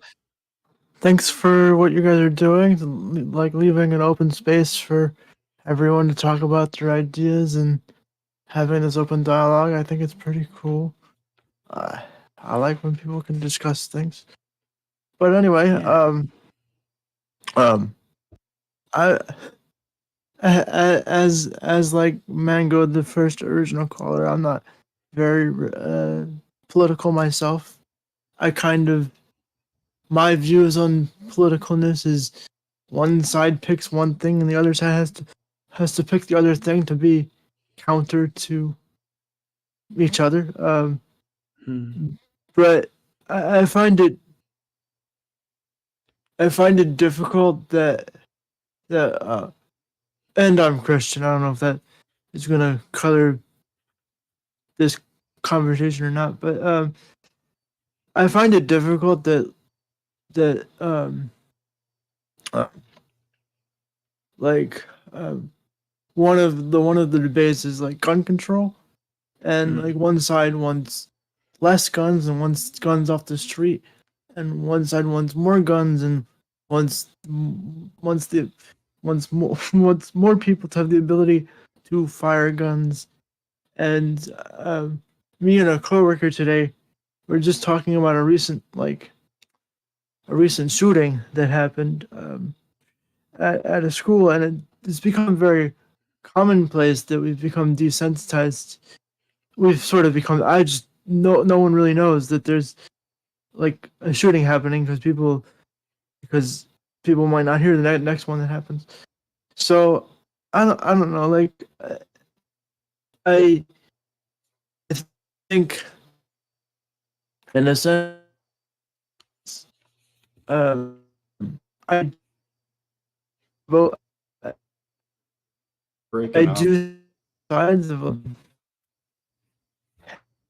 You should have less. Your signal's going in and out. You keep cutting out. Yeah. I actually think it might be Discord in general. Do I sound better now? Ah. I've Do I broke the sound okay? system. you You hear me sound okay, robotic David? to me. I mean, you got a really good Daft Punk impression. Really? Okay, it looks like Discord was having an issue. It looks like we're okay now. We're back. We're good now? Yeah. We're good. But you see both sides of the argument. Yeah. And what do you go there? What's the next step you do then? I mean, how does one decide what? Well, like I understand the argument. The argument is really just like people kill people, not the guns that kill people. But I'm like, it bothers me, and this sort of ties into healthcare too. But it bothers me that like in a lot of scenarios, there was signs that people were about to commit a crime like this, school shooting or something, and I find that we live in a country. I live in the USA, so we live in a country that's reactive. We will punish someone for doing a crime, but we are reluctant to stop someone from committing a crime unless it's going to be really devastating. And like, to be fair, I believe there should be less assault rifles and like weapons that would kill more people in a faster way. I don't think the general public should have access to those. I mean, in my opinion, you can still have fun sport shooting with other types of weapons. Let me ask you a quick question about what you just said. Did you say that that the people won't stop things before? Do you mean as though like try to prevent them from wanting to do it, or try to arrest them before they do it? Well, maybe not go to full arrest, but more towards that angle, like put them into a psych ward, or do an evaluation on their house beforehand, like strictly put preventative measures in. I don't feel like we live in a country. I mean, I guess there is preventative measures if you think about like things that we've adapted since shootings and stuff. But I mean, the political climate, the security is ramped up at more like local debates and stuff because of the recent events. But before that happened, security was kind of lax, and security wasn't as like built or buff. So it's very reactionary in terms of preventing something happening. And I know this is not like a political, well, it's kind of adjacent to a political stance, but Can I try to recap what I've heard so far? sure. So I think it kind of sounds like you might be leaning Democratic from kind of the context I've picked up. Mm. And it sounds like an important issue to you might be gun rights or gun safety. And it sounds like you've been hearing a lot on the news about the shootings, maybe specifically in schools. And because you value safety, you want yourself and everyone to be safe. Perhaps it sounds like you might lean towards gun restriction rather than enhancing or keeping gun rights. Correct. Okay, cool. And I think one of the strategies you said was kind of like be proactive, maybe arrest people who might be like making threats or something like that, or might do a shooting or something like that. Put them in a place where it's correct. Okay. Yeah, but you're on the right. Yeah, it's the right Okay. place.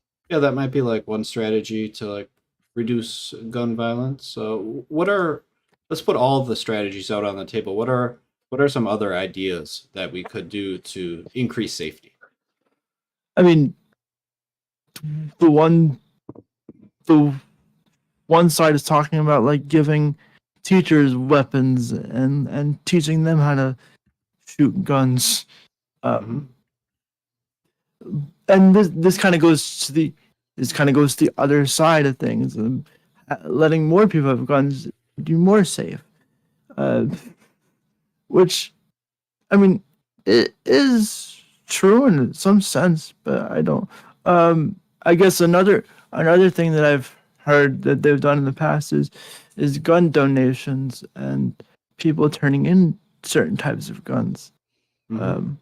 I know in the UK they like outlawed most, if not all, guns, and stabbings have gone up because of that. But that's because they don't have any more guns. So I mean, so there are. I've seen some preventative measures around me. Yes. So we've got like give all teachers guns, more guns. Everybody gets gun. You get a gun. You get a gun. You get a gun. True. And then we got the other strategy where it's like take away all the guns. Government gets a gun. Government gets a gun. Government gets a gun. We got those two strategies. Take a gun. Yeah. Which one do you think might be the better strategy? I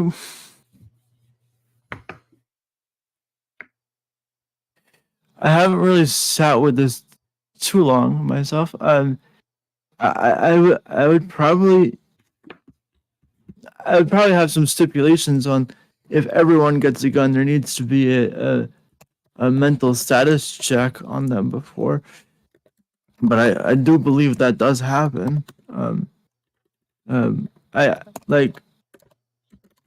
I honestly believe that if we take away all guns, people are still gonna find, because most of these times when people have a gun in their possession, it's not that they've got it legally of sense. So they kind of took it from their parents, or if we're talking about like school shootings.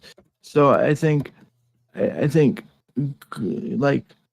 taking it all away might be too strict.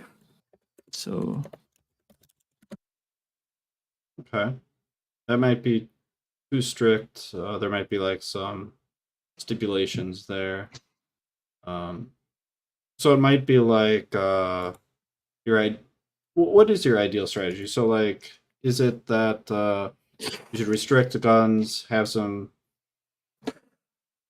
I'll let you speak. I don't want to speak for you. no, I also wanted this to be open discussion, so I appreciate that too. My ideal strategy would be to get rid of the high-powered weapons, the ones that do mass killings, like the assault rifles and the automatic weapons.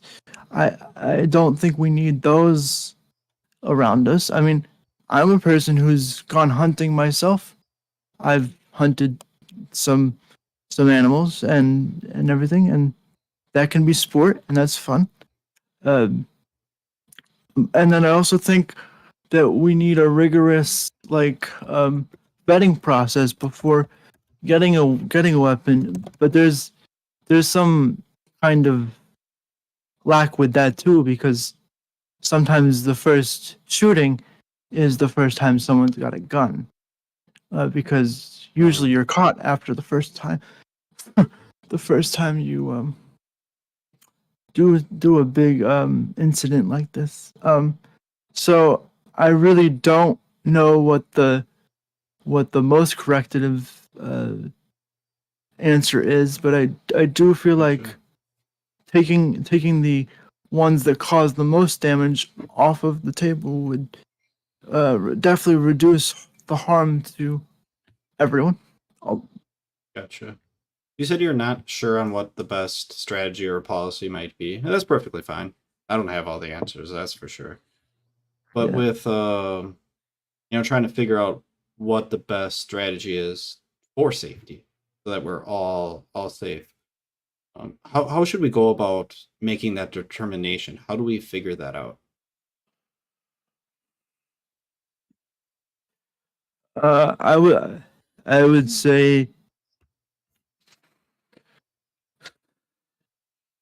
I would look at statistics, look at what type of well, I would bring experience, statistics, and people that are knowledgeable in this field to give both sides of their opinion, and then um, and then push it against the fact that um, school shootings and mass killings have been on the rise. So if there has been any limitations that we've put on as a whole nation, that hasn't really, we haven't really curbed this pandemic that we're in of mass shootings. So what is, I would ask both sides, what is a fair way to have your guns, but to have less mass killings. Okay. What I heard was you said the word fairness. You said you'd ask both sides what a fair way would be to be able to keep some weapons, and Yeah. it sounds like fairness is also something that you value alongside safety. Is that right? That's right. Okay. Is there one that's more important than the other? Between fairness and safety, Yeah. I think safety because like uh the human life is one worth lived. Gotcha. So So I'm a little bit confused. Hopefully, you'll be able to explain it to me so I understand. So safety is more important. I guess why would you ask both sides what is fair if safety is more important than fairness? well no, you asked me, you made me pick between two, and if I was to pick between two, Okay, I would gotcha. So safety is more important, but fairness is still pretty high up on the list. yeah. And yeah, okay, I gotcha. Gotcha, totally.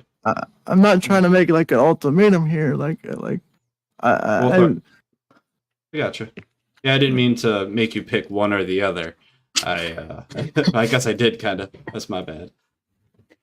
Okay. Mind if I close this up with one question, guys? Sure.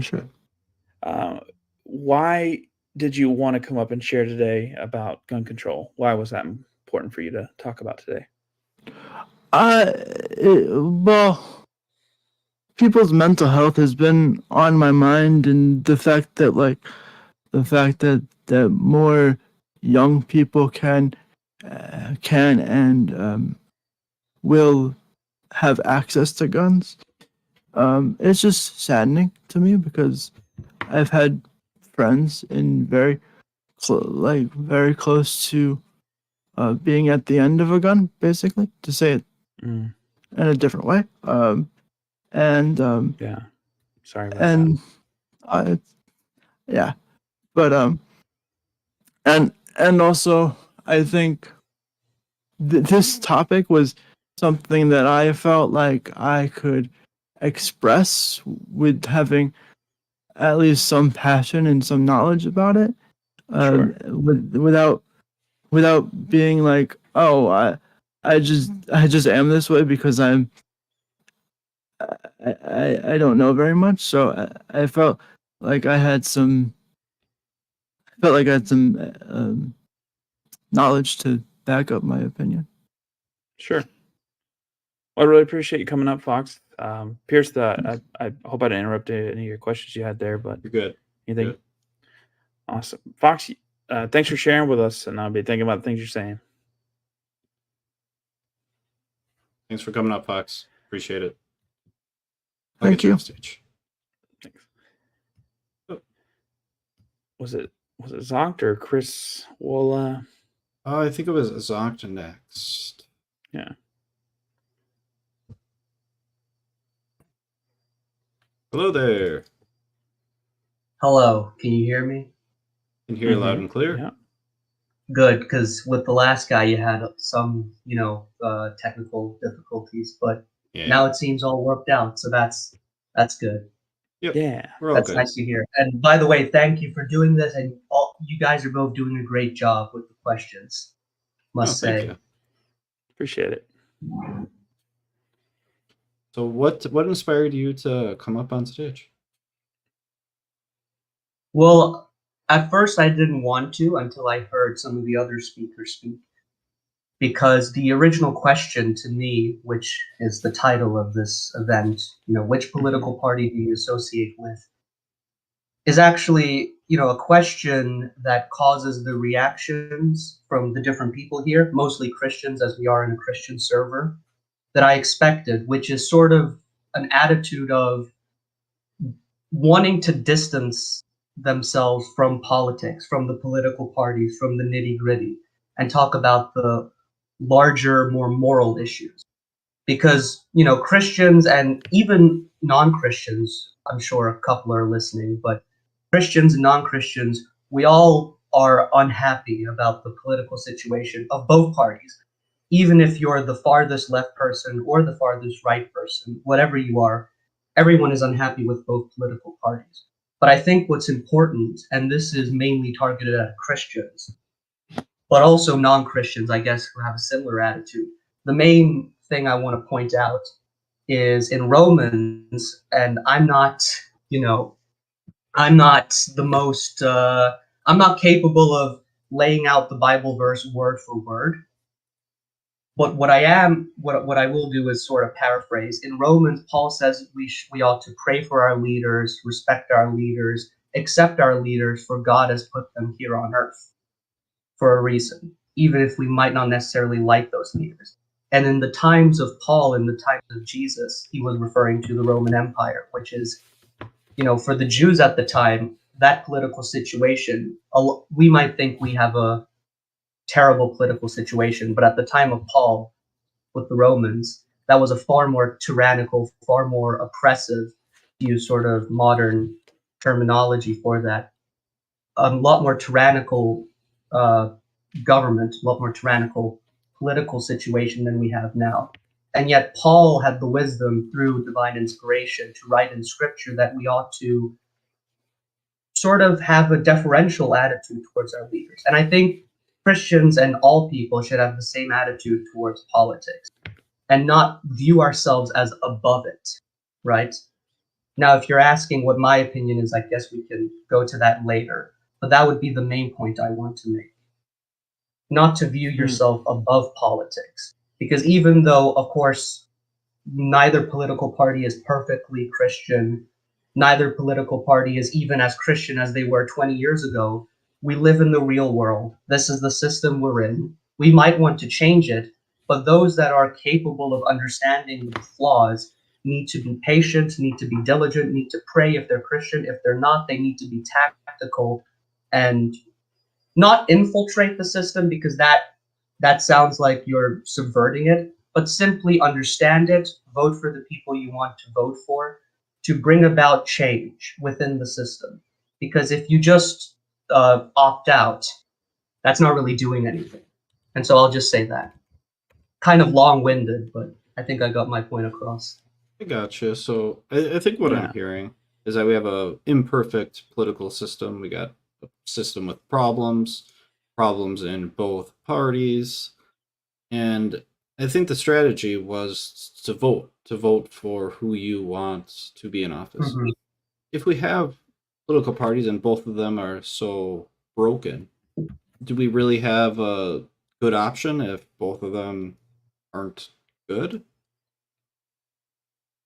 Well, they're not good in different ways. And since we're, in an election year, and I think it's best to keep it as far away from the two candidates as possible and kind of look at it more broadly. It's still important to talk about it because, we can't just ignore the elephant in the room with the election coming up, especially. In this election, I would say, and I speak for myself personally, but I also think Christians in general, there is one that is far better than the other. And for me, that would be Donald Trump over Kamala Harris and the Democrats. Okay. And why is that the case? Kind of a broad question. I'd say, simply speaking, the policies, the positions of Donald Trump's campaign are far better for the country, are far more moral if we're going to talk from a Christian perspective. But even just from a secular perspective, the policies are far better and they're more in line with what normal everyday people who are unhappy with the current system want. Kamala Harris doesn't really have that many policies. And currently, even though both parties obviously are part of the establishment, the Democrat side and Kamala Harris represent sort of they represent the era of politics that has left so many Americans and so many people disillusioned with both parties, with all the foreign wars, the economic state, and so many other issues. She, alongside the current Democrats, represent that era of politics that has even made this question a question in the first place, that makes so many people uncomfortable. Okay.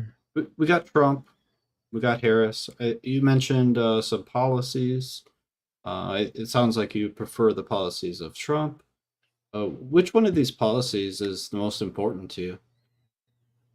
In the current election, it's immigration would be the most important to me. But for others, it can be a numerous amount of things. The main point to make is Trump, if he doesn't embody this fully, but he at least represents an opposition to the current establishment, and that's the main thing. But if you're talking about a specific specifics rather, a political position, it would be immigration would be the main thing. Why is this particular policy so important to you? Well, because it's a question of demographics and the future of the country. It's a question of it, and it also encompasses all the other policies.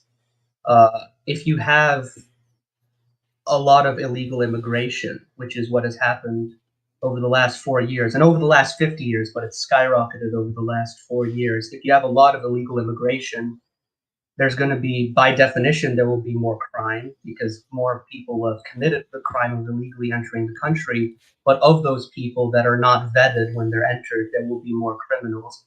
Because there will be more immigrants coming in who will be put on Social Security, for example, and Medicaid and such things, the healthcare system will go down. Because there will be more people who, want to compete for housing, etc., the economy will also be affected. So it affects everything. But really, it's a question of, the survival of the nation. But it encompasses all aspects. Is the problem that the population goes up? That there's more people in the system? That's part of the problem from purely economic standpoint, because a lot of, for example, in the past, Republicans would say immigration helps GDP, which it does. But if you look at the wages, for example, wages have stagnated almost consistently over the last 30 years. And now, because of the housing crisis, the housing prices skyrocketing, basically no one can afford a house because wages have not gone up alongside the housing prices. And the problem with having a much larger population, and it's not just a larger population, it's a larger population of people that compete for what would traditionally be classified as low-skilled jobs, right? And so if you have many, many people competing for the same jobs, then employers can offer lower wages. And that can be a problem for the economy. Are the employers Democrats? No, not at all. In fact, like I said, in the past, Republicans have always been iffy on the immigration situation. And that's why I said Trump is the better option than Kamala. I didn't say the Republicans were better than Democrats. But, I mean, like a speaker earlier said, Republicans used to be, or at least nominally, were the party of big business. And big business would obviously they would make up a lot of these employers. So no, it's not Democrats or Republicans specifically. But currently, in the day that we live today, the Democrats are advocating for higher rates of immigration, mainly illegal, which is the bigger problem, but legal as well. I'd like to ask about, so we're talking about immigration and we're talking about possible negative side effects of this immigration. We talked about a few different things. We talked about jobs, talked about the economy, future of the country, potential crime. Of all these things that we discussed, is there one that stands out to you as more important than all of the rest? Yes, it's simply a matter of respect for the country. In order, like, what is a country separate from other countries? What makes America America, right? It's two things. It's the borders that surround it. There's a land that constitutes the United States, and then there's a land next to it that constitutes Mexico. These lines have been drawn through history, and these lines ought to be respected. That's number one. And the second thing that makes a country is the people of America, the people that have lived in America, that have, jobs in America, that have family that have lived in America for a while, or that are second, third, even first generation immigrants that have come to America legally and respect America as an institution. If you allow for mass immigration of people who don't have that disposition towards America, you will lose at least part of the soul of the nation. That would be the two biggest problems. So simply a matter of laws, you can't have millions of illegal immigrants because that would be a dereliction of duty to protect the border, which is what a country's leader should primarily do. And the second would be the people of the country need to be taken care of first. When you say soul of nation, are you saying like the majority, like the values that the majority of the people in that nation hold? In part, yes, that would be in large part what I meant by that. Maybe soul wasn't the right, term for it. It's the term that slipped out, but you Sure. clarified it, and it would be something along those lines. Yes. A metaphor. Okay.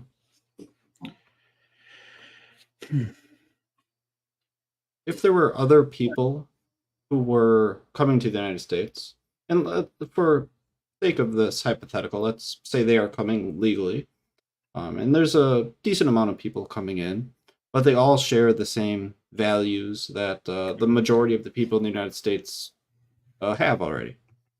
Is that Mhm. something that you would be okay with? It would depend. It would depend to what degree, because you're. Oh, they're totally got American values. Like they're No, holding I up meant. flags as they I meant walk in in. terms. Rock flag and Sorry to eagle. interrupt, but I meant in terms of number of immigrants. Oh, Because gotcha. Let's say it's Because you- similar to what's going on now. Similar to those numbers. okay, well that would be unsustainable. Yes, Okay. in its current numbers. Okay. Let's change the hypothetical. Let's say it's like 20% of the current numbers. hmm Well, I would most certainly prefer and would even welcome a situation where we would have immigrants come in who, whatever you do to determine this, whether it's a civics test, merit-based system like Australia has, a points-based system, the purpose is the people coming to America have to serve American interests rather than America serve the immigrants' interests over the people who live in America, who can't get housing, can't get good health care, and are struggling, just generally. And so it's about priorities. If every immigrant loved America in the way that I would envision that, that would be great. But that's like I said at the beginning, both parties are not to our ideal, but we have to live within the world that we live in. The same answer could be given to your hypothetical, which I know that kind of defeats the purpose of a hypothetical, but we live in the real world. The immigrants, in large part, not all of them. In fact, I wouldn't even say most of them. I don't think most of them intentionally have any bad intentions. It's the politicians who, through illegal immigration and other things, have the bad intentions. Interesting. What benefit would a politician have in supporting Well, illegal immigration? Well, number one would be voting. If you look at the rates of voting, immigrants, whether legal or illegal, vote large part far more Democrat than what you would call the native population. I know that's a loaded term for Americans, but sort of the people who live there, as opposed to the immigrants, vote differently. That would be one. The second one would be economic, which I mentioned earlier. They can pay these immigrants lower wages. They can threaten them by deporting them if they get out. Large interest groups exist around keeping this operation going on both sides, both left and right. But currently, the only party that advocates for more illegal immigration for more legal and more amnesty would be Kamala and the Democrats.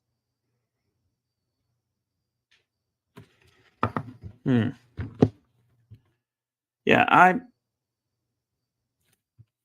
so you're saying voting, and you're saying you can be illegal and vote. You don't have to have any kind of credentials to vote.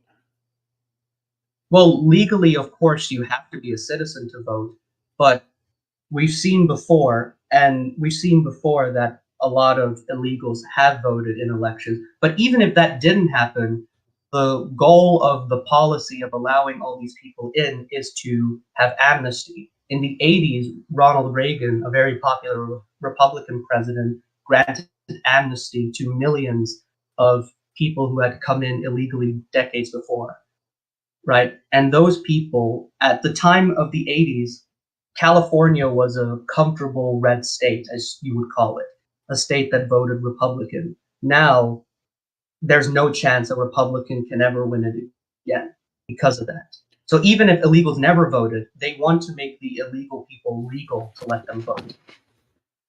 Can you think of a scenario in which the Republicans could have a policy position that would be enticing for someone who is an illegal immigrant to vote for them instead? I mean, what benefit do they get for Republican? I guess you're saying like they could just get in for free if they vote Democrat, because then there'll be no border. Is that what you're saying? Well, your question, because and I don't want to be confrontational, so don't take this the wrong way. Oh, yeah, that's fine. Your question denotes like Republicans ought to, or that I guess more anti-immigrant adjacent people ought to appeal to these people, right, who came into the country illegally, as you gave an example to.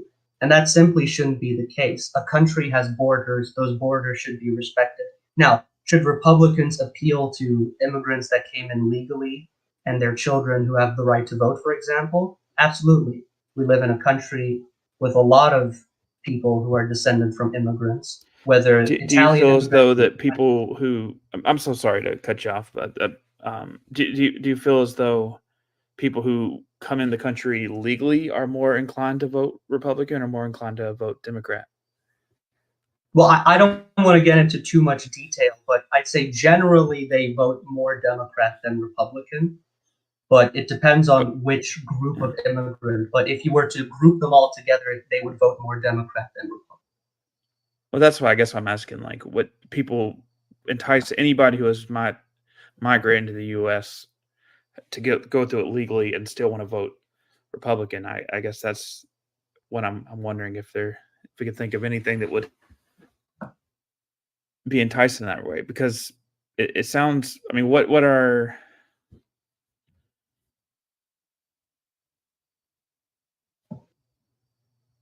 I'm just trying to understand where my thought process went because I got distracted. Sorry, guys. I lost my train of thought. Are you asking, like, if immigrants come in and vote Democrat, are you asking if it's on Republicans and people with more Republican leanings in terms of opinions, if it's on them to perhaps lay out a better platform for these people, and that ought to be their strategy rather than fight against those people coming in the first place? Is that your question, more or less? Well, I imagine people are going to want to come to the U.S. no matter what. So it's not that they won't come if Republicans are in office.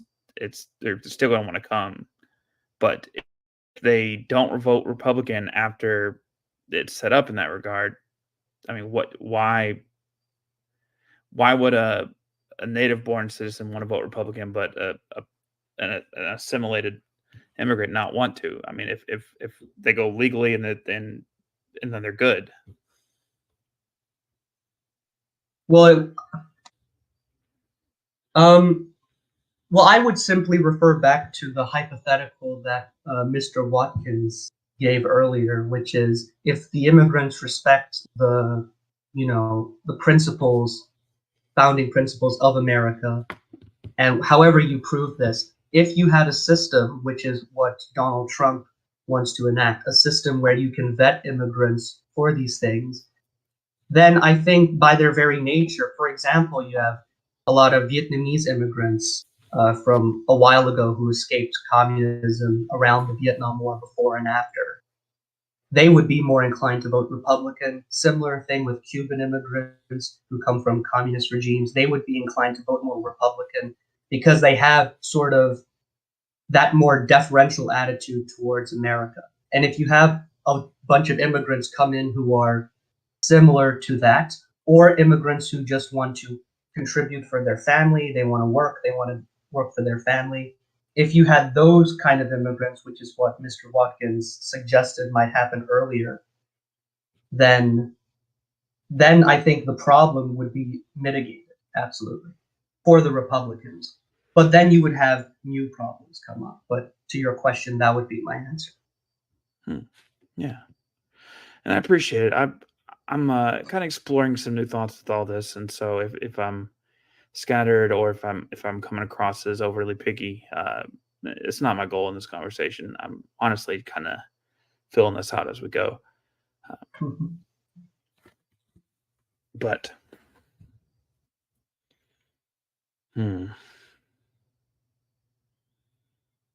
Pierce, you have any thoughts? Yeah, brain's starting to hit that stage. I think I had at least one more question. I may have lost it at this point. Like we were talking about immigrants and them holding the same values as Americans that Americans hold, and if you'd probably be okay with immigrants coming if they have those same values, and assuming that they have not coming in amounts that will not be beneficial to the country or have negative side effects that's in those types of quantities. I guess I was wondering why is that of such importance that immigrants have to have the same values. If they had a value that was a little bit different, what would be the significance of that? That's a very good question, because it's the question that's been asked throughout every immigration wave that America has had. And I'll simply answer it this way. This is my theory. This is not attributed to any other person or party or thinker. This is simply my answer to your question at this moment, which would be simply the purpose of a country, or to put it more abstractly, the purpose of a society is to hold on to what has been given to them through their ancestors, but also create a better future for their children, for future generations. And so that respect for the old and love for the new has to always remain. And if you have people who have no history with the old, and on top of that have no affiliation towards the old at all, that chain breaks. And so you don't have a love for an America, whatever that means, anymore, because the people have no history with America. And alongside that, they have no love for the values that America has had.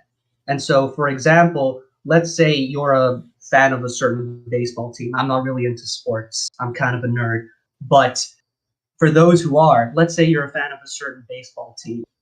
Your grandfather was a fan of that baseball team. Your father is a fan of that baseball team, and now your son is. You want that chain to continue. You want that sort of part of your identity to remain.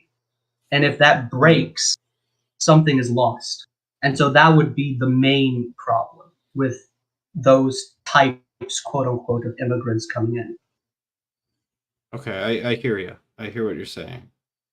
So, like, if I'm a Milwaukee Brewers fan, and my dad was a Milwaukee Brewers fan, and his dad was a Milwaukee Brewers fan, got this chain going on, and then I would want my daughter to also be a Milwaukee Brewers fan, and if she was a Chicago Cubs fan, that would like devastate me because it doesn't follow the like identity chain.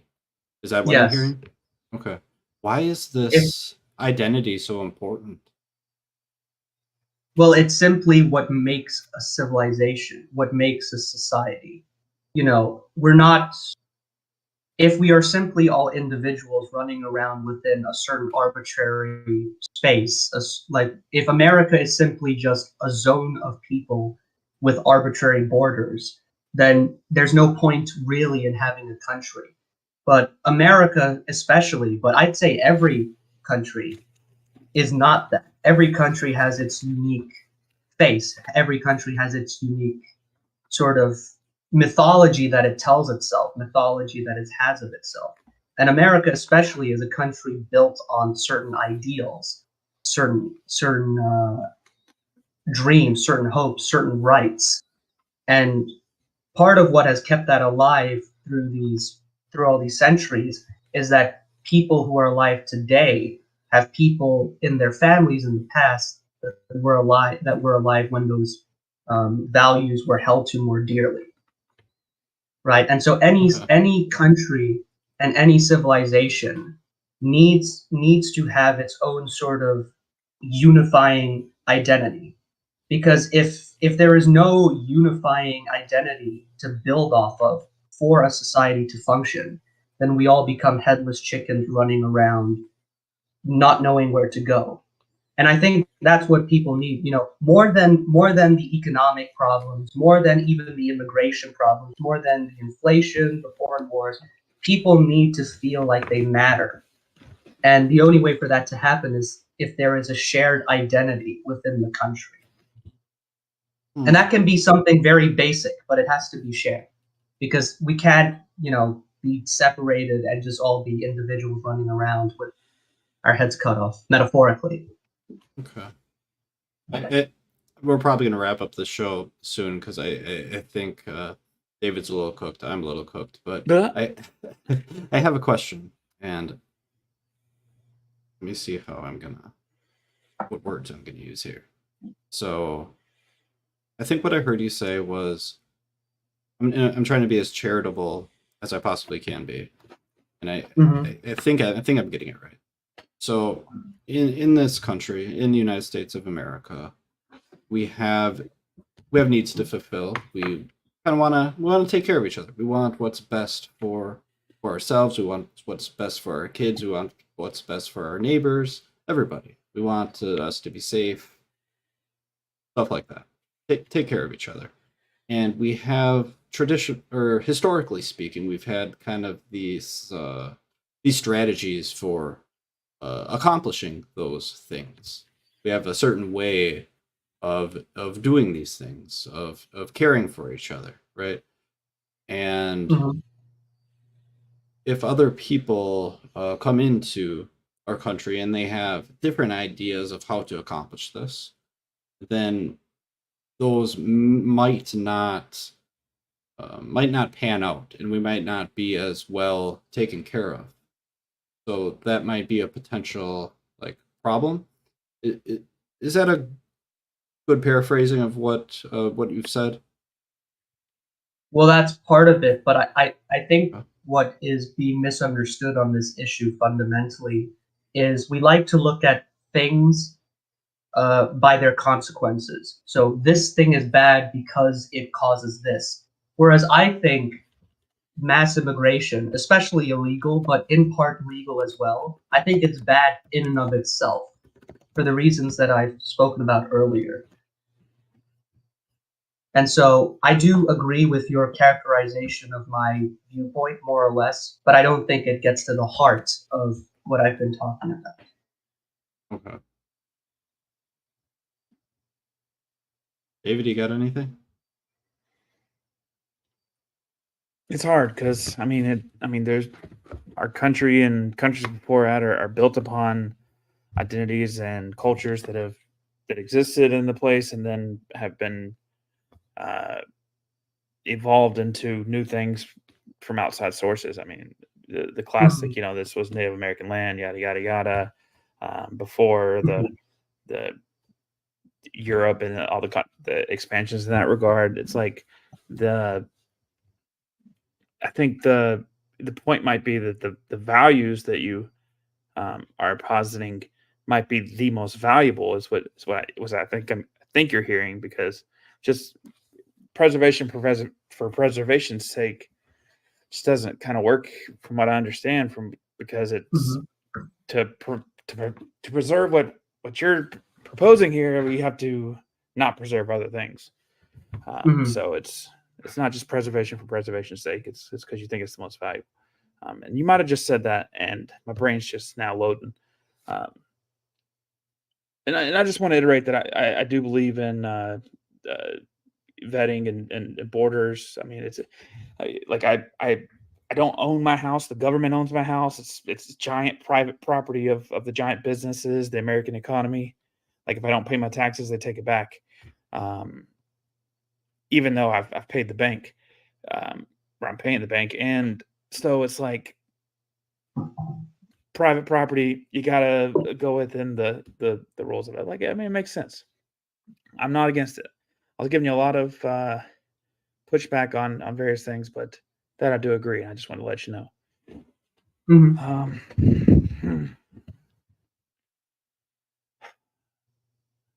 I think it's hard because it's one of those things that's like, okay, unchecked, unregulated immigration can be a problem, and that people can come in and have different values, and that can clash.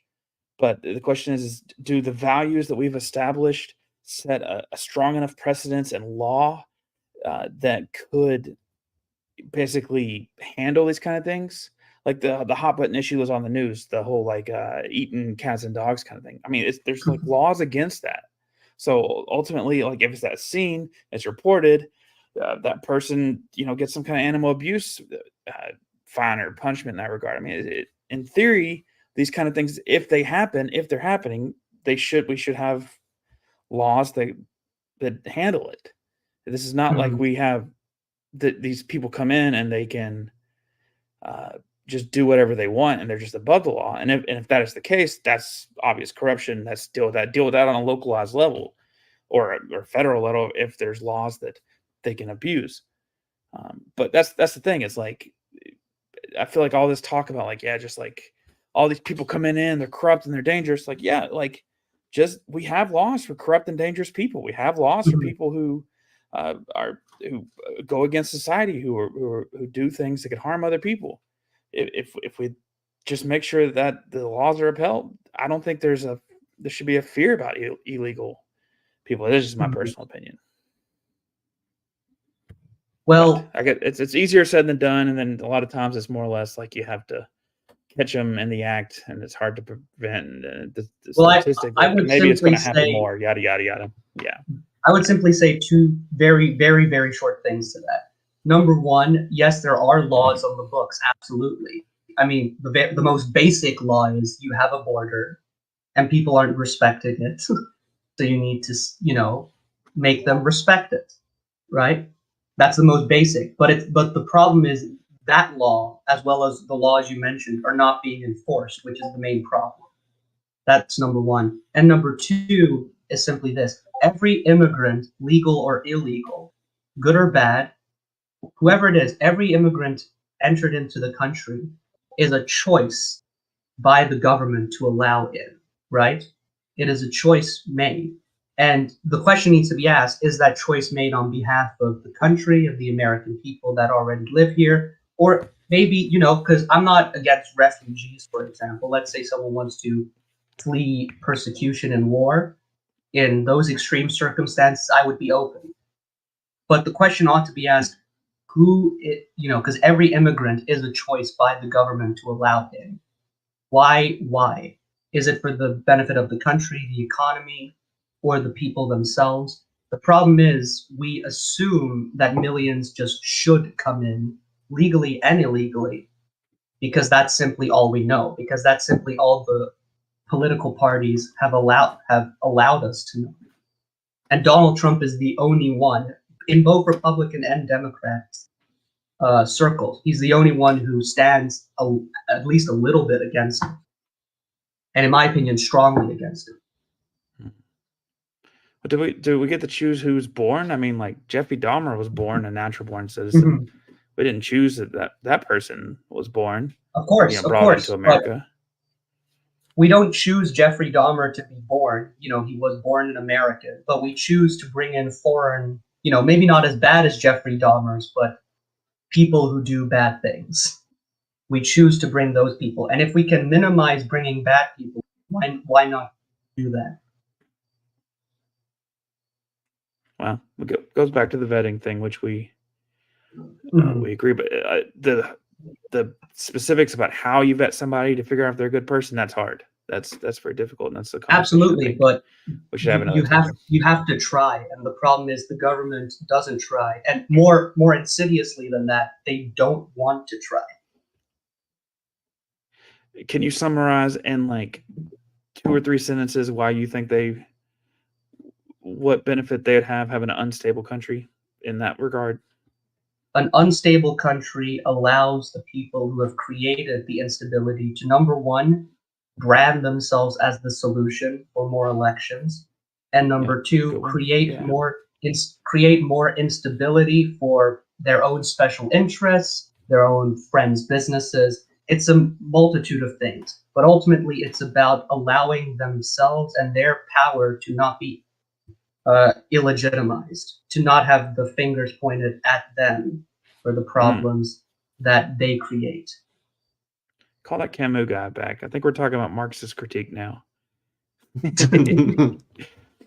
Well, I'm not a Marxist. I just need to, say that. Yeah, I understand. I'm not either, but I do find some valid critiques. But in a similar way, what you're saying of that the power uses the division in that regard, and the carrot and stick. Well, that's part of it. It's not all of it, but it's part of it. Well, we'll talk about the rest of it another time. I think. Pierce, are we going to circle back around here, or are you done? I mean, we can if you want to. I'd prefer to keep it brief, but yeah, we can. All right, we'll give Level 1000 Vegan. He has his hand up again for a good bout here. We'll finish up with him, and we'll stop on that caller. Okay. Thanks for coming up there, Zonk Zebra. Yeah, that was a great chat. Thank you for coming out. Appreciate it. Hello, that was stressful to listen to. So I have a few questions before I start asking more questions. So I'm gonna ask you guys some questions now, if that's okay. Sure. Let's try to keep it like maybe. It's all based on like American politics and the economy. Okay. Time-wise. Let's do it. Rapid fire. Let's go. So wait, so just state your positions quickly, like what sort of like Democrat sitting position. Super cringe. Yeah. So you would like rather remain like in the shadow for this? Well, I'm just literally sitting right now. Okay, so what's your opinion on Trump? He is a very rememberable character. He gathers a lot of momentum because he is a personality hire. Like, I mean, he makes a lot of people feel like they are talked to more like a personal level, like a stage person. A stage person, yeah. I mean, he knows how to never play defense. He knows how to. I mean, he knows the game. He absolutely knows the game. I think he is just another wing of the same diseased bird. But I do think that he can. He's a businessman. And what about you, Pierce? Not particularly a fan. I don't think you were here at the very beginning of the show, but I said that I read his plan on the website, on his website, and Okay. he outlined getting rid of the Department of Education. And I had stated that I didn't think that was a good strategy for educating Mhm. the American public. I see. Was the was the 2020 election stolen in your view? Probably not. Probably not. I've kind of Today, lost David? my faith in the voting system. Voting I'll be system? completely honest. Yeah. Hmm. Like I think that by stolen you mean like it was unfairly, Like unplanned, and forged, like yeah, forged like bull I crap, mean, like if they could forge one thing, like all like the crazy claims they make. to me, I see them all in the. I don't think they're separate. I think they're like okay. I'm going to have the long answer apparently. There's no world leader in the no major country in the world that's going to let somebody whose alliances and policies are going to change so flippantly every 4 years. There's got to be a certain amount of consistency that is not dependent on such a flagrant switch that could happen every 4 years. That's 4 to 8 years. So to me, I think it's we're basically voting for a queen.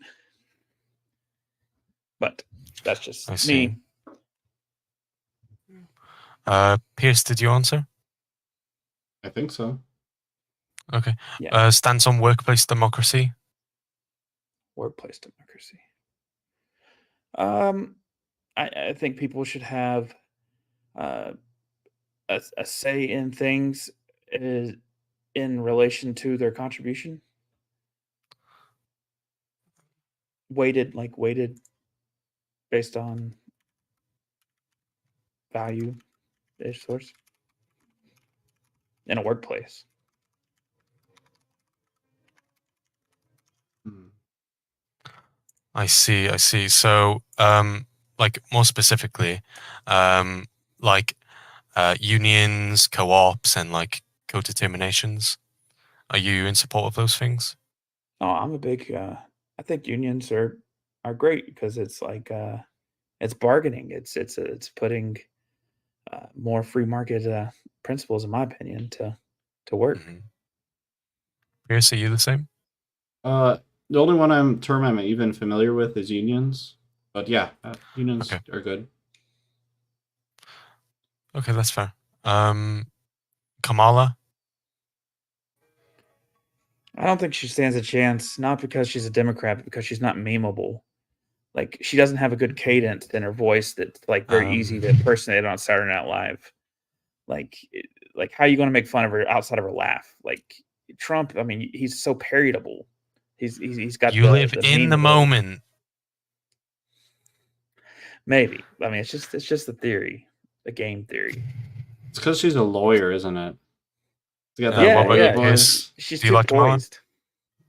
I mean, she's Do you the dislike her? other option, the option that isn't going to get rid of the Department of Education. So let's go with her. Trans people. I heard you talk briefly. You said some pretty cooked things about child puberty blockers and like what age people should be able to decide. I feel like the people you spoke to previously were being like extremely dishonest in their arguments. Children do not get reconstructive surgery. That does not happen. That does not happen. That does not happen. If you have any examples of it, show me. However, if we have a supposedly trans individual or a person with gender dysphoria, and you can either give them puberty blockers or run the major risk of them killing themselves, it's probably going to be the one that's going to minimize risk the harm ratio, right? It's a false dichotomy in my opinion. Like I definitely That's want a to false mitigate dichotomy. suicide. I definitely I think it's not just a either or choice. I think the the things that I mean, in all the kind of studies is. I've read about puberty blockers and stuff like that, I can't find any studies that are specifically about that specifically control for something that is specific to gender. Like it's always paired with, they have a better sense of community. They have a more sense of feeling like they can be honest with themselves. They have there's goal setting. There's a sense of accomplishment. There's things to look forward to. It's future thinking. Mhm. Like I can't find anything specific, and I love to see it. Man, I would feel free anybody to send me because I'll read it. But So to me, I just don't think that it's specifically figured out. I mean, because I think all those things are present in the program, like not whenever you set out to do that, you accompany it with those things, and I don't think it's isolated. So I don't know what's specific to gender that stops the suicide ideation. I think that's the suicide ideation it's from the dysphoria in a lot of ways, and from the feeling disconnected from the self, not feeling like they can be true, not feeling like they're accepted, and those things they're seeking to remedy that, and I think that is specifically putting hormones, or specifically putting doing something that is like a very capitalist gender expression, like, oh yeah, I'm going to wear different kinds of clothes now, and now I'm whole. I mean, I just don't think it's a one for one. Like, I don't think that's, you can just say that. And I mean, maybe you say like, oh, you give somebody HRT and HRT helps people, or you give somebody testosterone helps, but that's not specifically gendered. Because I mean, both men and women have those things. It's just you're saying you need more of one of those things. That doesn't mean that it's specifically about gender. So sorry, there's my big thing there. Again, I don't care what people do or how they dress or act, or I think that can I just double check something with you? Please triple check.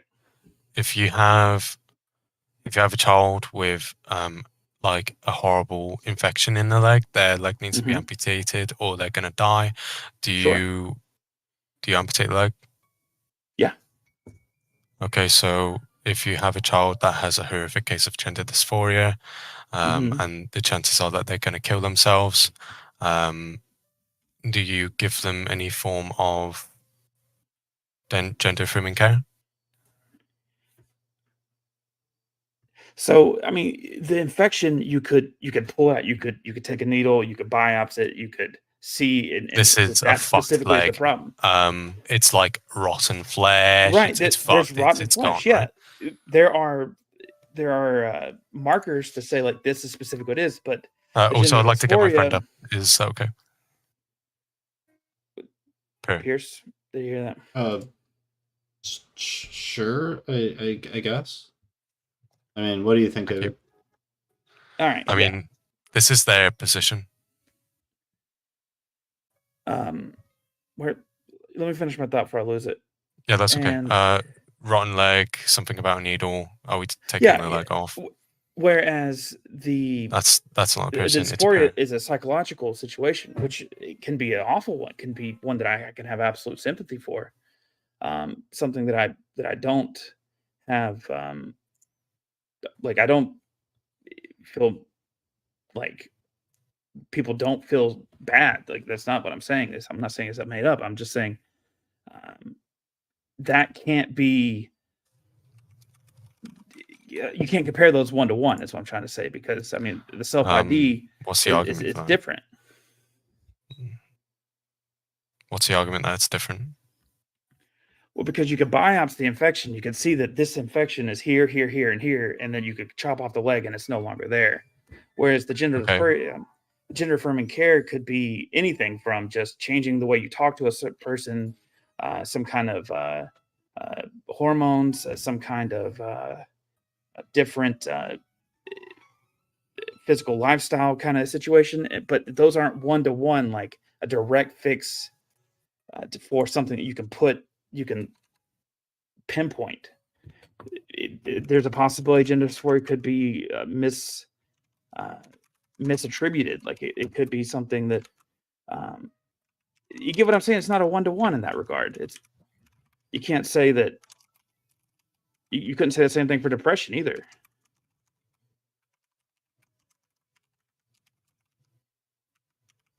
Sorry, I'm just writing this. Pierce, I opened up a can of worms here at the end. Yeah. What happened to the 6 minutes? I don't know, Pierce. Right. They're all Okay, good. so I just don't see.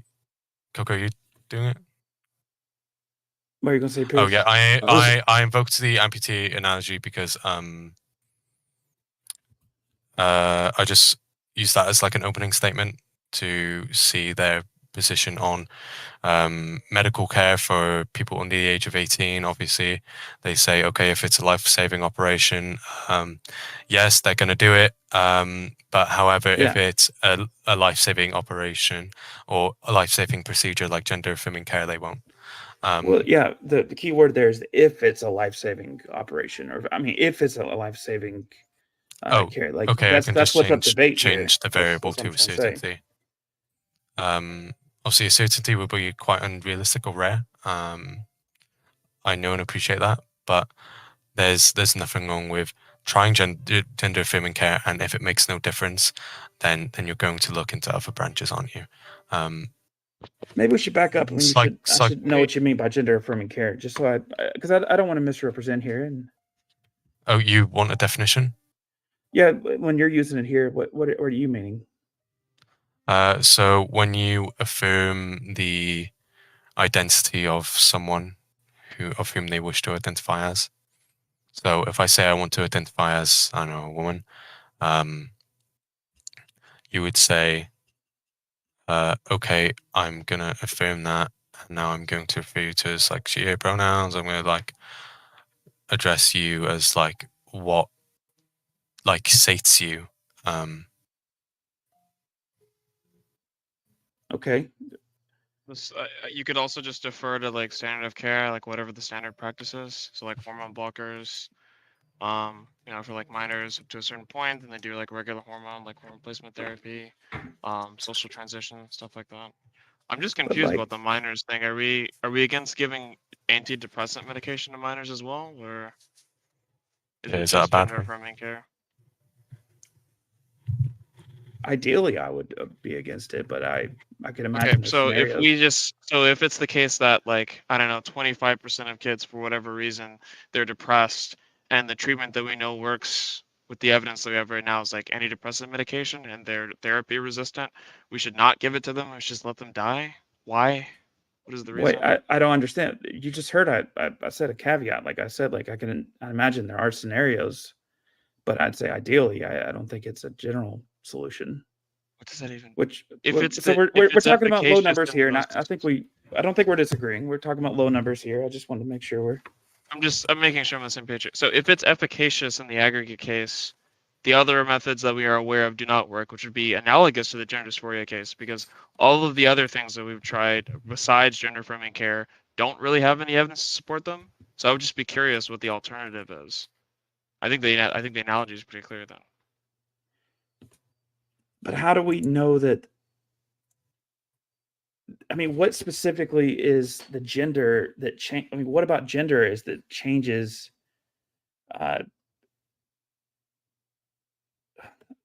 What is gender? Sorry, is my mic working? But no, the question I asked was, if it's the case that we've already tried the other things in reference to like treating gender dysphoria, why would we not just do gender affirming care unless we have reason to believe otherwise? That was the question. I guess I was just wondering, like, how do we diagnose gender dysphoria? Are you like asking what the diagnostic criterion is? It's something like 6 months incongruence with your assigned gender of birth. It's going to be like preference towards like secondary and primary sex characteristics of the opposite sex. It's going to be like those things.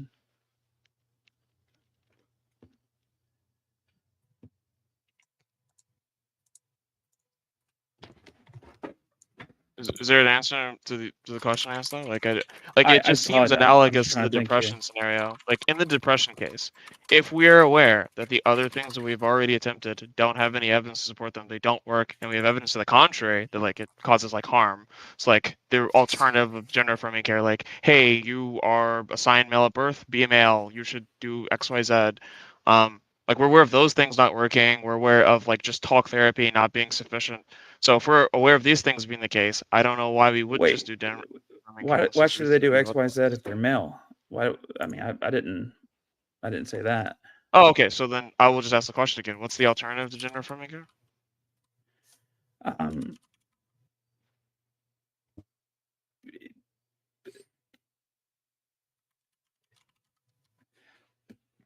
Self-determined social action. I mean, Yeah, what is I that? guess just them acting as though they want to be something different. Oh, you're just Like saying that. like don't give them hormones. Yeah, Basically. I mean, yeah. So if you just want the evidence for them just doing that and not getting hormones, yeah, that's pretty bad. Yeah, we're just gonna have like higher rates of suicidality, higher rates of depression. Like for the stuff that we do have, we're just not doing anything. But then in addition to having hormone replacement therapy, the evidence for that is pretty strong. I mean, but depression and things like that have more specific correlations. I mean, we know about how They don't. The evidence, if you're about to bring up the brain scan studies, the brain scan studies for depression are pretty erroneous. I think like the replication for them is like 5 to 10%. I mean, it's about the same as the brain scan studies for gender dysphoria. I don't know why you'd point to that. Well, that's exactly where I was going to go. But I mean, we do know that certain drugs affect certain areas of the brain specifically, whereas getting HRT or puberty blockers may specifically like block puberty, but that doesn't specifically like move anything that was on before. I mean, So just to clarify this, for the neurology stuff, if your claim is that we have a good understanding of like the medications we apply in the neurology for depression medication, you'd just be mistaken. In the overwhelming majority of cases, you're not looking at somebody's brain and actually seeing the specific It's function. You're self-ID, actually just inferring. You're actually just making an Yeah. inference. So I would say agree. it's almost identical to gender affirming care. And that's why I'm hesitant to give depression stuff to minors. Oh yeah, just let them die.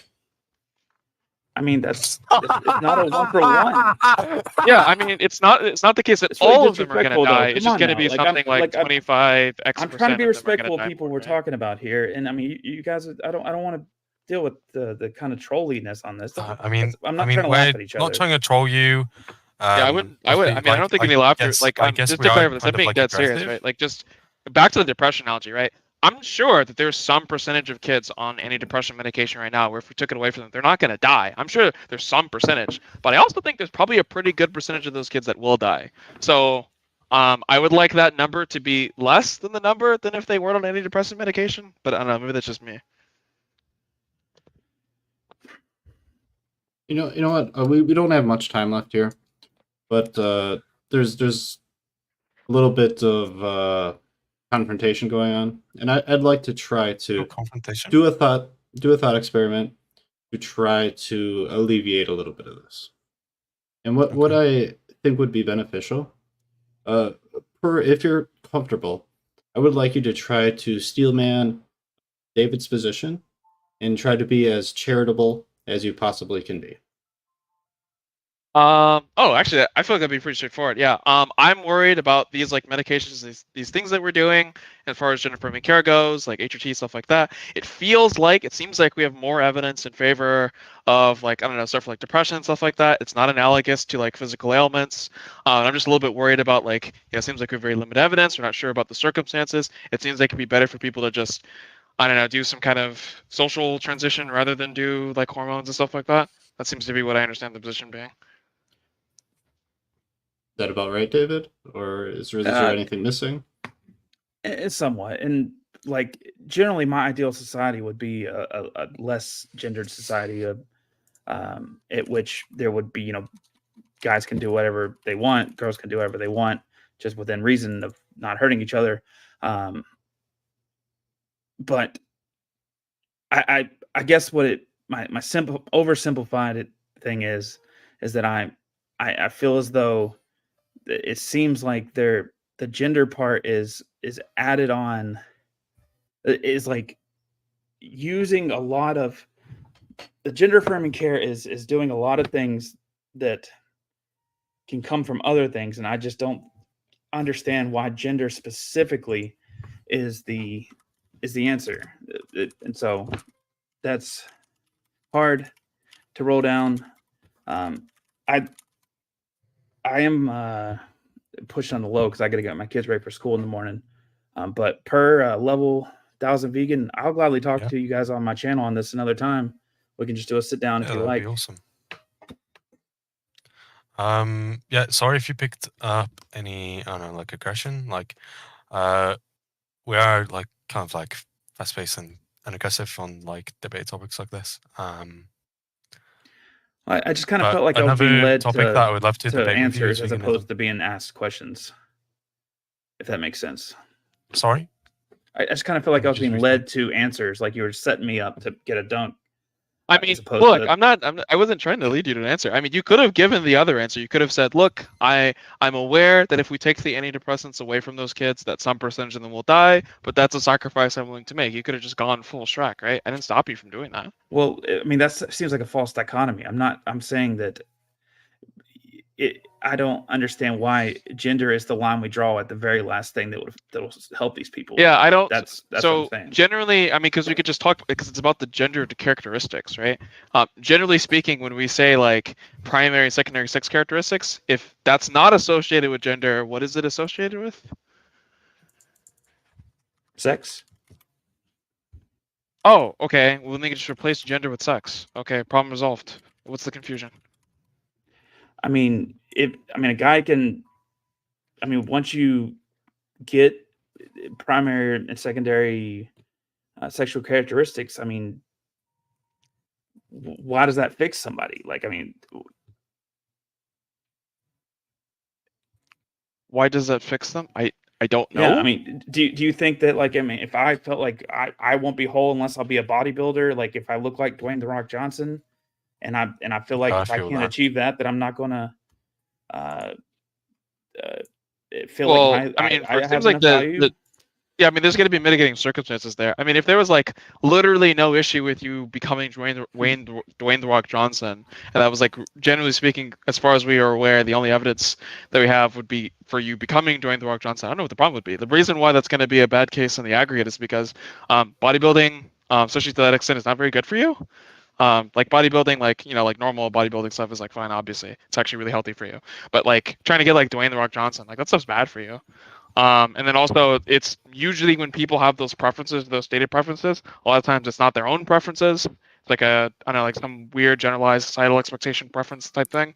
That's a little bit different than like secondary sex characteristics. Usually people have like, I don't know, long-standing like internal dialogue about that. So it doesn't really seem like it's going to be reducible to those cases. Unless you have some evidence to the contrary, then I would change my mind. I don't know.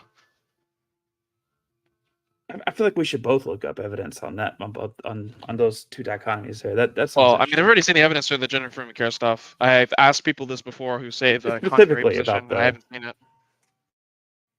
I mean, like people usually bring up what is it, like BAD, like body dysmorphia and stuff like that. Like the evidence for that is pretty strong. That doing the things associated with the person's body dysmorphia does not result in like, I don't know, like positive mental health effects. Whereas that's not the case with gender affirming care. So I don't know. It just seems like there's a pretty clear symmetry breaker. Sounds like we got a lot of stuff to talk about whenever we do chat. But I I do need guess to I head can- out. Oh, by the way, the election was not stolen. Every single person in Trump's staff and staff admin that looked into it all said the election was not stolen. Trump literally has said multiple times, including on TV, that he himself doesn't even think the election was stolen. Just want to get that out there. Oh, by the way, they also sent multiple fake electors. They sent 10 fake electors in Wisconsin. They forged the state seal. They literally made a I'm so fake sorry. state seal on a document. Anyway, that's it. Yeah, It was lovely sure. talking to you guys. I hope to talk to you again next time. Yeah. Veganism, get ready. Oh yeah, we've got a few talks on our channels if you want to watch. I have been Some watching them. vegans. I revised them whilst waiting to talk to you. Oh, I love it. Appreciate you. Dice. Die. What Yeah, is I'm it? Die. Die. Yeah. Die. All right. Okay, Let's close well, this Pierce out. and David, thank you. Thank you, guys. Good times, good times. Man, that would have been real fun to have at the very beginning. Full spedge, or Yeah. just a hope, like more time dedicated to it. Because Yeah, there wasn't enough time to. Do I that. dive in? Do I bring this up because I'm going to bring up a new topic? Yada yada yada yada. Yeah, and at the end of the day, literally, we don't got time for it right now. But you should talk to him. You should totally do that. Go for it. Yeah. So yeah. Sorry, Amber Lamps. And I think I saw another one up there, but we'll get you guys going on another one here. Yeah, tell you what. On Monday, I'm doing an event with Eric, so just stop by then. Yeah. There we go. Is that Skeptics and Scoundrels? Yeah. Yeah, he's a cool guy. Yeah, I like him. All right. Any final words, David? Because I'm cooked. I don't got any words. I just want to play that outro. I love these kind of conversations because I'm trying to learn how to both be passionate but also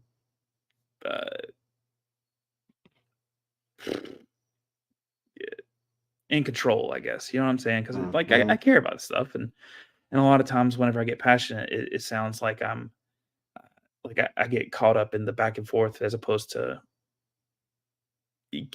getting through the conversations, and I want to practice more, and it's pretty fun. So all that to say is this turned out to be a really fun show. I thought we had some really interesting conversations, and I feel like I talked most of the time, Pierce. We're going to have to get you some places to yap. I'll have to get off the sideline every once in a while. I stepped in a little bit though, so. You Anyways, did, and you were filling the gaps perfectly. You were in the right place at the right time. So thanks everybody who watched. Thanks everybody who listened. Go check out our YouTube channels. Go hit subscribe. Go hit like. Go hit share, and then just post it like, can you believe these idiots? These people are just off. Watch these dumb, and then get some big jerks to do hate reviews of us. Rage bait. Rage bait. It's all about the rage bait. Exactly. And somebody just be like, you can't believe these guys. We need that. That's how we can get this out to the world. All right. Don't forget to hit that bell. And I'm cutting you off, David. I'm playing the outro. Wave goodbye to the people. Bye.